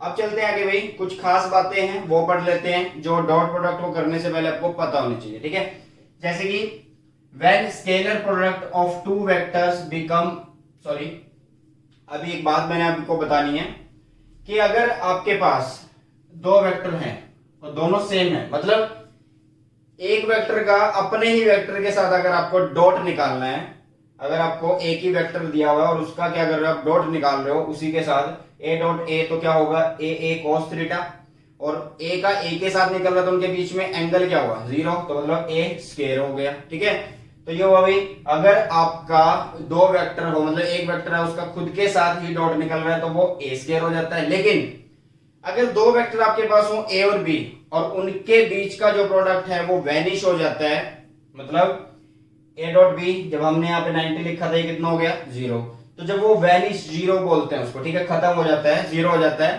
तो क्या होगा, वो वेक्टर्स क्या होंगे, ऑर्थोगोनल होंगे। ठीक है, ऑर्थोगोनल होंगे, ऑर्थोगोनल मतलब 90 डिग्री पे होंगे। तो आपको अगर कोई बोले ना कि आपके पास ए वेक्टर दिया हुआ है और एक बी वेक्टर दिया हुआ है और आप बताइए ये परपेंडिकुलर है या नहीं है, तो आपने कुछ नहीं करना, उसका डॉट निकाल के देखिए, अगर उनका जो डॉट प्रोडक्ट है 0 आता है तो मतलब वो कैसे है 90 है, तो वो ऑर्थोगोनल है। ठीक है, अगर नहीं आता है फिर वो क्रॉस में हम बात करेंगे कि किस तरह से उस रिजल्ट को फिर आपने लिखना है। तो ये सब चीजें वही लिखी हुई थी। अब चलते हैं कुछ प्रॉपर्टीज या फिर important points regarding dot product, आप बोल सकते हो। देखिए, अगर ए डॉट बी हम कर रहे हैं तो B dot A same result होगा, क्रॉस में ऐसा नहीं होता है। ठीक है, क्रॉस प्रोडक्ट में ऐसा नहीं होता बिल्कुल भी, तो यहाँ पे पता होना चाहिए कि अगर ए डॉट बी कर रहे हैं तो वो किसके इक्वल होगा, बी डॉट ए के इक्वल भी होगा। अगर ए का डॉट कर रहे हैं बी प्लस सी वेक्टर के साथ तो वो क्या होगा, इंडिविजुअली सिंपल मल्टीप्लीकेशन की तरह मल्टीप्लाई होकर उनका डॉट करेगा। कैसे कि ए डॉट बी लिखेंगे, A dot B plus plus आगे ए डॉट सी, यहाँ पे आएगा ए डॉट सी। ठीक है, तो मतलब सिंपल प्रोडक्ट की तरह काम करता है कौन, स्केलर प्रोडक्ट। ठीक है, नेक्स्ट है ए डॉट ए, अभी बताया कैसे होता है, ए स्क्वायर होता है। ए डॉट बी क्या होता है भाई, ए बी cos थीटा लिख सकते हैं, लेकिन हमने क्या किया इसमें से बी cos थीटा को एक अलग सा पार्ट बना दिया। इसका मतलब क्या है कि बी cos थीटा क्या है, component of B along A. इसका मतलब क्या है, component of B along A. अगर B A cos theta bracket में लिखा है तो उसका मतलब क्या है, component of A along B direction. ठीक है, अब नेक्स्ट ये जरूरी है भाई, ये बहुत अच्छे से याद कर लेना, मोस्ट इंपॉर्टेंट है कि जब भी ऑर्थोगोनल जो हमारे पास वेक्टर होते हैं, यूनिट वेक्टर्स, जब उनका डॉट निकलता है I dot I, J dot J और के डॉट के, तो हमेशा वो 1 होते हैं। कैसे, ठीक है, I dot I, I dot I, इसका मतलब क्या है कि सेम वेक्टर से मल्टीप्लाई हो रहा है, डॉट हो रहा है, तो इसका मतलब उनके बीच में एंगल 0 है। अगर एंगल 0 होता है तो वो क्या आते हैं, वो आई आई आई आएंगे ना। मान लीजिए इसको कैसे लिखेंगे, आई cos थीटा, तो ये कैसे होगा भाई, ये 0 है, इनके बीच में एंगल क्या है 0 है, क्योंकि आई और आई सेम का सेम से हो रहा है तो उनके बीच में एंगल नहीं होगा, तो इसलिए यहाँ पे क्या होगा भाई, आई डॉट आई, और ये क्या हो जाएगा हमारे पास 1 हो जाएगा भाई। कितना हो जाएगा यहाँ पे, ये 1 हो जाएगा। ठीक है, ये कितना हो जाएगा, 1 हो जाएगा। अब आप ये चीज देखना है, जब एक वेक्टर दूसरे वेक्टर से मल्टीप्लाई हो रहा है तो वो कैसे है, तो आपने ध्यान में रखना भाई, जब एक वेक्टर जब दूसरे वेक्टर से मल्टीप्लाई हो रहा है, इसको मैं पूरा करके दिखा देता हूं। देखिए, आई डॉट आई, इसको बोलेंगे आई और cos थीटा। ठीक है, ऐसे है ना। अब इन्होंने क्या बोला कि cos 0 जे, तो यहाँ पे कितना हो जाएगा, कितना हो जाएगा, आप बोलोगे आई स्क्वायर होगा, नहीं आई स्क्वायर नहीं लिखना, वो कितना लिखना भी 1 होगा। कितना लिखना है, 1 होगा, क्योंकि ये है आई कैप, यूनिट वेक्टर्स की बात कर रहे हो। यूनिट वेक्टर क्या होता है, vector upon magnitude, vector upon magnitude होता है। ठीक है, तो वेक्टर अपॉन मैग्नीट्यूड को जब हम खोलेंगे, आई वेक्टर अपॉन मैग्नीट्यूड, आई वेक्टर अपॉन मैग्नीट्यूड, तो वेक्टर वेक्टर फिर से मल्टीप्लाई होके क्या बन गए, आई स्क्वायर बन गया, नीचे भी आई स्क्वायर है तो स्क्वायर कैंसिल, cos 0 ऐसे ही 1 हो रहा था, तो क्या रिजल्ट आया आपके पास, 1 रिजल्ट आया। ठीक है, तो नेक्स्ट है आपके पास आई डॉट जे। आई था एक्स एक्सिस पे और जे था वाई एक्सिस पे, तो मतलब आई डॉट जे मतलब वो 90 पे है, तो cos 90 0। जे और के आ जाए वो भी 0 क्योंकि वो दूसरे पे 90 पे हो जाएंगे। फिर उसके बाद दोबारा से वही जेड मतलब के और आई आ जाए तो वो क्या हो जाएगा, फिर से आपका 90, तो वो भी 0। ठीक है, तो मतलब जब सेम का डॉट सेम के साथ हो रहा है ऑर्थोगोनल यूनिट वेक्टर में तो वो 1 है, अगर डिफरेंट के साथ हो रहा है तो वो 0 है। ठीक है, ये याद रखिए। अब चलते हैं भाई, आपके पास अगर कोई सम दिया हुआ इस तरह से कि दो वेक्टर है आपके पास ये और एक ये, उन दोनों का डॉट करना है, तो कैसे मल्टीप्लाई करनी है? सिंपल मल्टीप्लाई करनी है। तरीका याद रखिए भाई, जब डिफरेंट से मल्टीप्लाई होगा तो 0 आता है, बट सेम से मल्टीप्लाई होगा तो 1 आता है। सिंपल बात है ना। ठीक है, तो इसलिए आपने क्या करना है, सिर्फ आई कैप की आई कैप के साथ करें, जे कैप की जे कैप के साथ और के कैप की के कैप के साथ, और बाकी किसी की मल्टीप्लाई ना करें डॉट प्रोडक्ट के अंदर। मतलब इस ए आई व ए वन आई की ए टू आई के साथ करें। ठीक है, फिर प्लस बी वन जे फिर बी टू जे के साथ करें और सी टू के की सी वन के साथ करें। ऐसा मत करें कि पहले इसको उठाया इन सब के साथ करें, क्यों? क्योंकि आई जब बी वन जे के साथ मल्टीप्लाई होगा तो जे डॉट के बन गया, जे डॉट के क्या होता है 0। ठीक है, तो इसलिए सिर्फ डॉट के अंदर क्या करना, आपने सेम ऑर्थोगोनल्स को सेम ऑर्थोगोनल्स वेक्टर के साथ मल्टीप्लाई करें तो आपका आंसर आ जाएगा। एंगल कैसे निकाल सकते हैं? इसी फॉर्मूले से अगर एंगल निकालना है तो ऊपर होगा ए डॉट बी, नीचे आ जाएगा ए बी, तो आपके पास आ जाएगा भाई cos थीटा। ठीक है, तो ये थे हमारे पास स्केलर प्रोडक्ट। अब करते हैं इसका एक न्यूमेरिकल जो मोस्ट इंपॉर्टेंट है। ठीक है, तो देखिए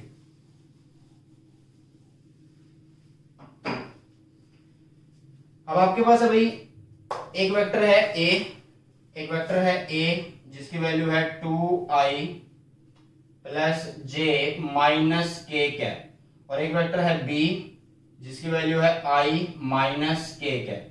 इन्होंने क्या बोला, find the angle between the two vectors. Angle निकालना है, एंगल ऊपर मतलब डॉट हो, ऊपर क्या हो डॉट, नीचे क्या हो ए बी। तो पहले डॉट निकाल लेते हैं, तो ए डॉट बी। तो मैंने क्या कहा था भाई अभी, आई वालों को आई वालों के साथ करिए, तो यहाँ पे 2i है, यहाँ पे सिंगल आई है, तो क्या होगा 2i इंटू आई, तो आई 1 हो गए, तो सिर्फ बचा यहाँ पे 2 प्लस जे, वहां पे जे नहीं है तो इसका मतलब 0 है, तो ये हो गया 0 माइनस माइनस प्लस हो गए, और के डॉट के कितना हो गया 1, तो ये आ गया भाई आपके पास 3। कितना आ गया 3, तो ए डॉट बी आपके पास आ गया 3।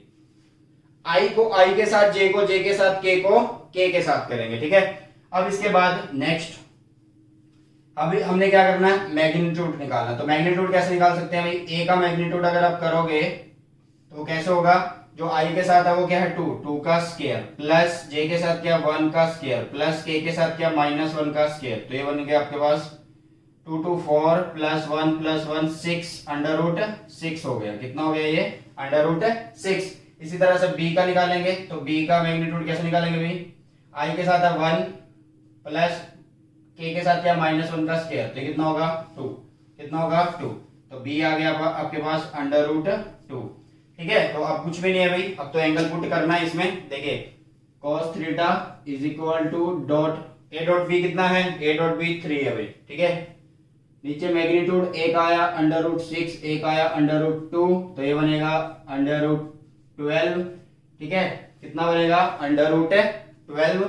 इसमें से अगर हम इसको निकालें बाहर तो आएगा अंडर रूट 3 और बाहर आ जाएगा 2। ठीक है, तो इसको अंडर रूट 3 करिए, अंडर रूट 3 करिए। ठीक है, तो 3 जब अंडर रूट मल्टीप्लाई होगा तो 3 बनेगा, और वो 3 कट जाएगा किससे, ऊपर वाले से, तो cos थीटा अंडर रूट 3/2 आपके पास बचा, तो जिसकी वैल्यू हो जाएगी आपकी, कितना होता है ये लगभग 30 डिग्री होता है। कितना होता है 30 डिग्री। तो ये था हमारा डॉट प्रोडक्ट। अब दिक्कत ही होती है बच्चों को पहचान नहीं पाते भाई वो क्रॉस कब लगाना है, डॉट कब लगाना है। तो देखिए डॉट हमेशा जब लगाना है, आपके पास दो वेक्टर दिए हुए हैं। ठीक है, मतलब जैसे मैं एग्जांपल समझाता हूं आपका, आपने एक फोर्स लगाई किसी बेंच पे, तो वो उसी डायरेक्शन में चल पड़ा। किसी बेंच पे फोर्स लगाई तो वो उसी डायरेक्शन में चल पड़ा, और आपका काम भी हो गया। काम की डायरेक्शन क्या हुई, मतलब बेंच एक जगह से दूसरी जगह चला गया। ठीक है, तो मतलब उसी डायरेक्शन में आपने फोर्स लगाई, उसी डायरेक्शन में आपने क्या किया, डिस्प्लेसमेंट हुई, अपना काम हुआ। ठीक है, तो मतलब जो आपका काम होता है ना, मतलब आपका जो तीसरा वेक्टर नहीं बोल सकते हम, जो स्केलर होगा वो उसी डायरेक्शन में आ रहा है। ठीक है, और वैसे भी जब आप भाई न्यूमेरिकल की प्रैक्टिस करोगे तो आपको पता लग जाएगा कि स्केलर कब लगता है और क्रॉस कब लगता है। ठीक है, तो क्रॉस में होता है तीसरा वेक्टर, मतलब दो वेक्टर होंगे और मल्टीप्लाई करने के बाद आपको तीसरा वेक्टर मिलता है। ठीक है, तो वो होता है क्रॉस वेक्टर। और जो उस वेक्टर की डायरेक्शन होती है वो परपेंडिकुलर होती है उन दोनों वेक्टर्स के। करते हैं उन्हें, तब तक इसका स्क्रीनशॉट ले लीजिए।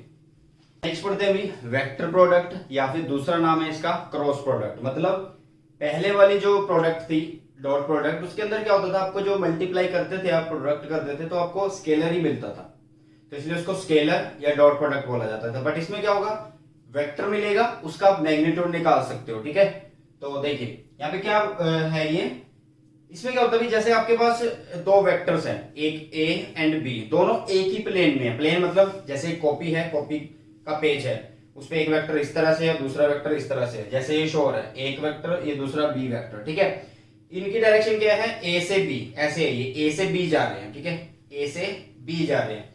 तो इसमें क्या होता है कि जो क्रॉस जब करनी होती है तो तीसरा वेक्टर निकल के आता है। वो तीसरा वेक्टर क्या होता है, जिस प्लेन में ए एंड बी रखे हुए हैं उसके परपेंडिकुलर वो तीसरा वेक्टर होता है। मतलब ए क्रॉस बी जब होगा तो एक तीसरा वेक्टर मिलेगा जो इन दोनों वेक्टर के प्लेन के परपेंडिकुलर होगा। ठीक है, मतलब एक ही प्लेन में दोनों होते हैं और उस प्लेन के परपेंडिकुलर तीसरा वेक्टर जो होता है क्रॉस प्रोडक्ट वेक्टर। ठीक है, देखिए तो यहाँ पे क्या है, एक वेक्टर है ए, एक वेक्टर है बी, इनके बीच में एंगल है थीटा, और इसकी डायरेक्शन कैसे, इस तरह से पकड़िए, ऐसे। ठीक है, ए से बी, जब हम क्या करते हैं, इसको ए से बी रोटेट करते हैं, ए से बी, राइट हैंड स्क्रू की तरह, या राइट हैंड थंब रूल भी बोल सकते हो। ठीक है, राइट हैंड स्क्रू रूल की तरह करके जो थंब होगा वो हमारा तीसरे वेक्टर की डायरेक्शन में होगा, जो हमारा रिजल्टेंट वेक्टर होगा, और उस रिजल्टेंट वेक्टर को बोलना हमने सी। मतलब ए क्रॉस बी एक तीसरे वेक्टर के इक्वल है, और वो तीसरा वेक्टर क्या है, ए एंड बी जिस प्लेन में पड़े हैं उसके परपेंडिकुलर है। ठीक है, तो देखिए अब कैसे लिख सकते हैं इसको, तो क्रॉस प्रोडक्ट को कैसे लिख सकते हैं भाई, एक तीसरा वेक्टर होगा सी, तो उसको लिख सकते हैं ए क्रॉस बी। तो इसमें लिखा हुआ है it is defined as the third vector c, it is defined as the third vector c, ये सी हुज मैग्नीट्यूड, अब इसका मैग्नीट्यूड लिखेंगे तो सी हो जाएगा। ठीक है, is equal to the product, is equal to the product, किसका product, magnitude of two vectors. अब ए और बी का मैग्नीट्यूड ए होगा और बी का बी होगा, तो ए और बी का प्रोडक्ट। ठीक है, और साथ में क्या है, with sine of angle between them, sine of angle between them, तो साइन एंगल आ गया उनके बीच में। ठीक है, तो मतलब सी वेक्टर अगर आप लिखना है तो वो लिखेंगे आप ए क्रॉस बी में, एक वेक्टर क्रॉस बी में, अगर उसका मैग्नीट्यूड में लिखना चाहते हो तो C is equal to A B sine theta. लेकिन अगर आप सी को वेक्टर में ही लिखना चाहते हो और साथ में साइन को भी रखना चाहते हो तो कैसे लिखेंगे, देखिए तो C vector is equal to A B sine theta N cap. ये एन कैप क्या है, ये डायरेक्शन शो कर रहा है हमारे तीसरे वेक्टर की। ठीक है, क्या शो कर रहा है, ये डायरेक्शन। ठीक है, क्योंकि देखिए आपके पास क्या होता है, एन कैप क्या होता है, सी वेक्टर अपॉन सी, मैग्नीट्यूड होगा। ठीक है, अब ये सी अगर मैं यहाँ पे लिखूं तो ये सी हो गया यहाँ पे, और एन कैप आ गया नीचे। ठीक है, तो अब इस सी की जगह मैं लिख दूंगा ये सी वेक्टर, और जो एन है वो चला गया इस साइड। ठीक है, तो ये एन क्या शो करेगा, ये डायरेक्शन शो करेगा, डायरेक्शन ऑफ सी, किसके लिए है ये, डायरेक्शन ऑफ सी के लिए। और डायरेक्शन मैंने बता दिया आपको, हमेशा ए बी जिस प्लेन में पड़े होंगे उसके परपेंडिकुलर होंगे। ठीक है, राइट हैंड स्क्रू लगाएंगे।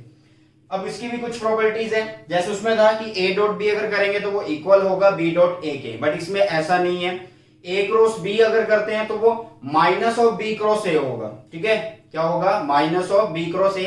ये पॉइंट्स याद रखने पड़ेंगे, जरूरी है। ठीक है, नेक्स्ट है कि अगर ए क्रॉस बी जीरो हो जाता है, जीरो कब होगा भाई, जीरो कब होगा, जीरो कब हो सकता है, जब थीटा कितना हो, जीरो। ठीक है, थीटा कितना हो, जीरो।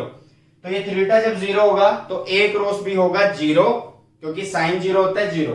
मतलब ए क्रॉस बी की वैल्यू आपकी मिनिमम आ जाएगी, और मिनिमम दो केस पे होगी, या तो आपका 0 पुट हो या फिर आपका 180 पुट हो। ठीक है, तो भाई जब ए क्रॉस बी जीरो हो तो जीरो का मतलब जैसे वहां पे ए डॉट बी जब जीरो हुआ था वो जीरो कब हुआ था 90 पे, तो हमने उसको मान लिया था कि वो कैसे हैं ऑर्थोगोनल, तो वो परपेंडिकुलर है। यहाँ पे क्या है भाई, ए क्रॉस बी अगर जीरो आता है तो इसका मतलब हमारा जो वेक्टर्स हैं वो एक दूसरे के पैरेलल हैं, ठीक है। मतलब अगर आपको क्वेश्चन आए कि ए एंड बी आपको गिवन है, आपको फाइंड आउट करना है इज दे आर परपेंडिकुलर और पैरेलल, अगर उनका रिजल्ट क्रॉस, अगर उनका क्रॉस प्रोडक्ट जीरो आता है तो वो पैरेलल है, अगर उनका डॉट प्रोडक्ट जीरो आता है तो वो परपेंडिकुलर है, ठीक है।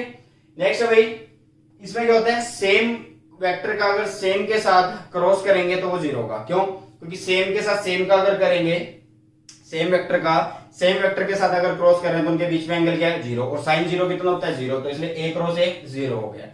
सिमिलरली क्या होगा आपके पास, अगर आप आई क्रॉस आई कर रहे हो, जे क्रॉस जे कर रहे हो और के क्रॉस के कर रहे हो, जैसे कि लिखा हुआ है I cross I, J cross J and K cross K, sorry यहाँ पे क्रॉस आएगा, तो ये क्या होगा, जीरो के इक्वल होंगे भाई, ठीक है। सेम का सेम के साथ जीरो होगा, वहां पे स्क्वायर होता था, ये याद रखिए। नेक्स्ट, अब यहाँ पे मैंने एक सर्कल बनाया, उसमें पहले आई लिखा है, फिर जे लिखा है, फिर के लिखा है, और इसकी एंटी क्लॉकवाइज डायरेक्शन बनाइए। कैसे बनाइए, एंटी क्लॉकवाइज, ठीक है। आप अगर क्लॉकवाइज बनाना चाहते हो तो फिर आई यहाँ पे लिख लीजिए, जे यहाँ पे लिख लीजिए और के यहाँ पे लिख लीजिए, वो आपकी मर्जी है, ठीक है।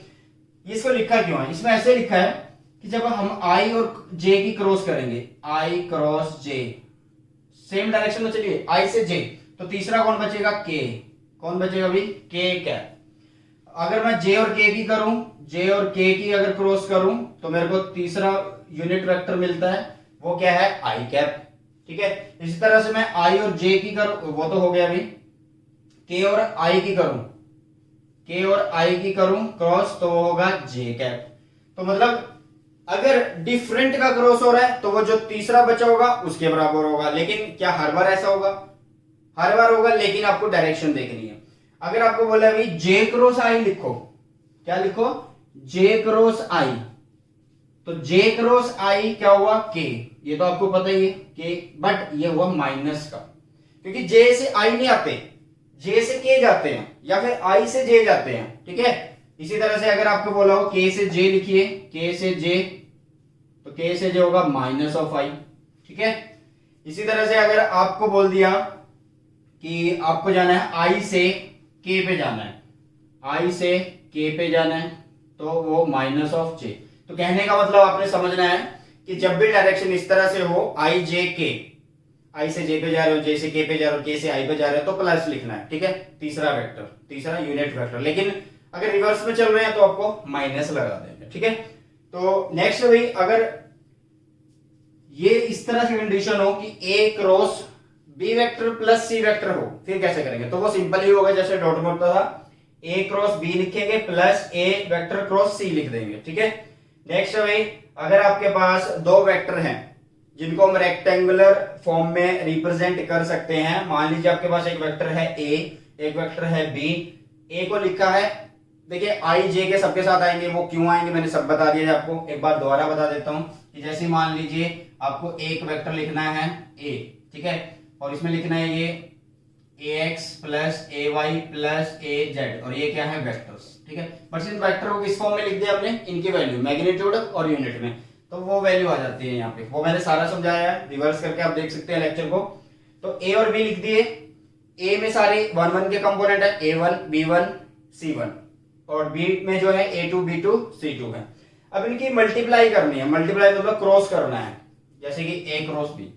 वैसे तो आप क्या कर सकते हो, देखिए इंडिविजुअली आप A1 I को उठाओगे, इसके साथ मल्टीप्लाई करोगे, इसके साथ क्रॉस मल्टीप्लाई, ठीक है।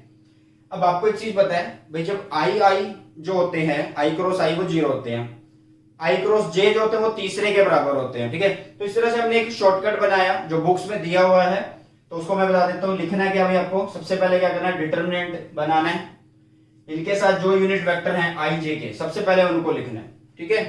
फिर उसके बाद क्या लिखना है आपको, फर्स्ट वाले वेक्टर के जो मैग्नीट्यूड्स हैं उनको लिखना है, I के साथ कितना है A1, J के साथ कितना है B1, K के साथ कितना है C1, इसी तरह से B में कितना है A2 B2 एंड C2। अब होता है असली खेल शुरू। आपको सबसे पहले क्या करना है भाई, एक इस तरह से T बनाना है, सॉरी L बनाना है, उल्टा L बनाना है, ठीक है। इस तरह से उल्टा L बनाइए, उल्टा L मतलब यहां से यहां से यहां से, तो कौन कॉमन आया, आई कॉमन आया। कौन कॉमन आया भाई, आई। तो यहां पे लिखेंगे आई कैप, ठीक है। और इसको कैसे मल्टीप्लाई करना भाई, जो बचा है इसको ऐसे मल्टीप्लाई करिए तो b1 c2 माइनस इसको करिए तो कितना हुआ b2 c1, ठीक है। इस तरह से लिख दीजिए।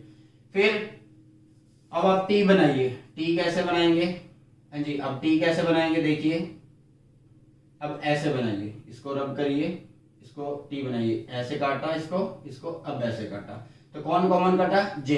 तो यहां पे लिखेंगे माइनस ऑफ j। वही प्रोसेस लगाते रहिए मल्टीप्लाई का, कई बुक्स में यहाँ प्लस मिलेगा बट वो क्या करते हैं उस टाइम प्लस लिखते हैं। अभी हमने क्या किया था कि b1 को c2 से मल्टीप्लाई किया था ऐसे। जब अगर माइनस लिख दोगे ना तो वो ऐसे मल्टीप्लाई करेगा, ठीक है, तो वो बार बार मिस्टेक होगा, इसलिए अच्छा आप माइनस लिखे, माइनस j। फिर से भाई ये पूरा कॉमन है तो बचा कौन, a1 a2 c1 c2, ठीक है। तो यहाँ पे आ जाएगा a1 c2 minus a2 c1। फिर लास्ट में फिर से इसको रब करिए। आपने ये माइंड में करना भी, रफली आइडिया रखना है अपना, ठीक है, ये रफली आइडिया रखिए, वो ज्यादा अच्छा रहेगा। ये है I, ये है J एंड ये है K। फिर से काटिए इसको, कैसे, ऐसे और ऐसे। फिर से क्या कॉमन है, K, तो प्लस का K कैप, और क्या आ जाएगा उसके बाद, यहां से यहां जाना होता है, ठीक है। तो a1 b2 माइनस इधर a2 b1, ठीक है। तो ये हुआ मल्टीप्लाई करने का तरीका, ठीक है। तो ये था क्रॉस प्रोडक्ट। अब चलते हैं भाई इसका एक न्यूमेरिकल जो लिखा हुआ है, जो न्यूमेरिकल मैंने लिखा है वो देख लीजिए आप। न्यूमेरिकल है, फाइंड करना आपको unit vector perpendicular to a and b. आपको एक वेक्टर निकालना है ए एंड बी के परपेंडिकुलर, तो परपेंडिकुलर मतलब आपको क्रॉस निकालना है, तो यूनिट वेक्टर निकालना है। तो यूनिट वेक्टर निकालने के लिए क्या होगा कि एक यूनिट वेक्टर निकालना है, तो वेक्टर क्या होता है, यूनिट वेक्टर ये होता है ए क्रॉस बी वेक्टर अपॉन ए क्रॉस बी का मैग्नीट्यूड लिखेंगे। क्यों, क्योंकि यूनिट का फॉर्मूला क्या होता है, वेक्टर अपॉन मैग्नीट्यूड। तो पहले निकालेंगे हम ए क्रॉस बी, क्या निकालेंगे, ए क्रॉस बी। तो चलिए कैसे करते हैं इसको, देखिए इसको रब कर देते हैं, थोड़ा यहां से कर देते हैं रब। चलिए अब देखिए, सबसे पहले भाई ए क्रॉस बी आपको निकालना है, ए क्रॉस बी। तो सबसे पहले क्या करें, आई लिखिए, जे लिखिए एंड के लिखिए, लिख दिया। अब इसके बाद A1 कौन है, ये रहा, मतलब ए वाले में सब लिखिए, वो कौन है, 2 3 एंड 1। यहाँ पे 2 है इसके साथ, यहाँ पे 3 है, यहाँ पे 1 है। नेक्स्ट वाले में बी के साथ, आई के साथ क्या 1, जे के साथ क्या -1 और प्लस का क्या है तो 1, प्लस का 1, ठीक है। फिर से भाई कि ए क्रॉस बी कैसे लिखेंगे भाई, आई लिखिए, इसको और इसको छुपा के अब क्या बचा आपके पास, ये 3 1 -1 ऐसे बचा, 3 1 -1 3, कैसे, ऐसे कट करो तो बचा कौन, सिर्फ ये। तो 3 को मल्टीप्लाई करा 1 से 3, -1 और 1 मल्टीप्लाई तो माइनस का 1 और माइनस यहाँ पे पड़ा तो पहले से 1, ठीक है। फिर माइनस का j, तो j में ये कट गया तो बचा कौन, ये रह गया। कौन रह गया भाई, ये रह गई, ठीक है, मतलब ये बचा नहीं। कौन रह गया, 2 1 1 2, तो 2 का 1 से करिए 2 -1, फिर प्लस का k से करेंगे तो यहाँ पे आ जाएगा, प्लस का 3 था, यहाँ पे -1 था, चेक कर लेते हैं, हाँ -1 था, ठीक है। तो k के साथ करेंगे, इसको फिर से काटिए तो k कॉमन आ गया, प्लस का k, फिर -1 यहाँ पे गया तो माइनस का 2 -3, तो यहाँ पे आ गया a क्रॉस b वेक्टर जो कि हो गया 4i, ये कितना हुआ भाई -j, और ये कितना हुआ -5k, ठीक है। तो ये हुआ a क्रॉस b।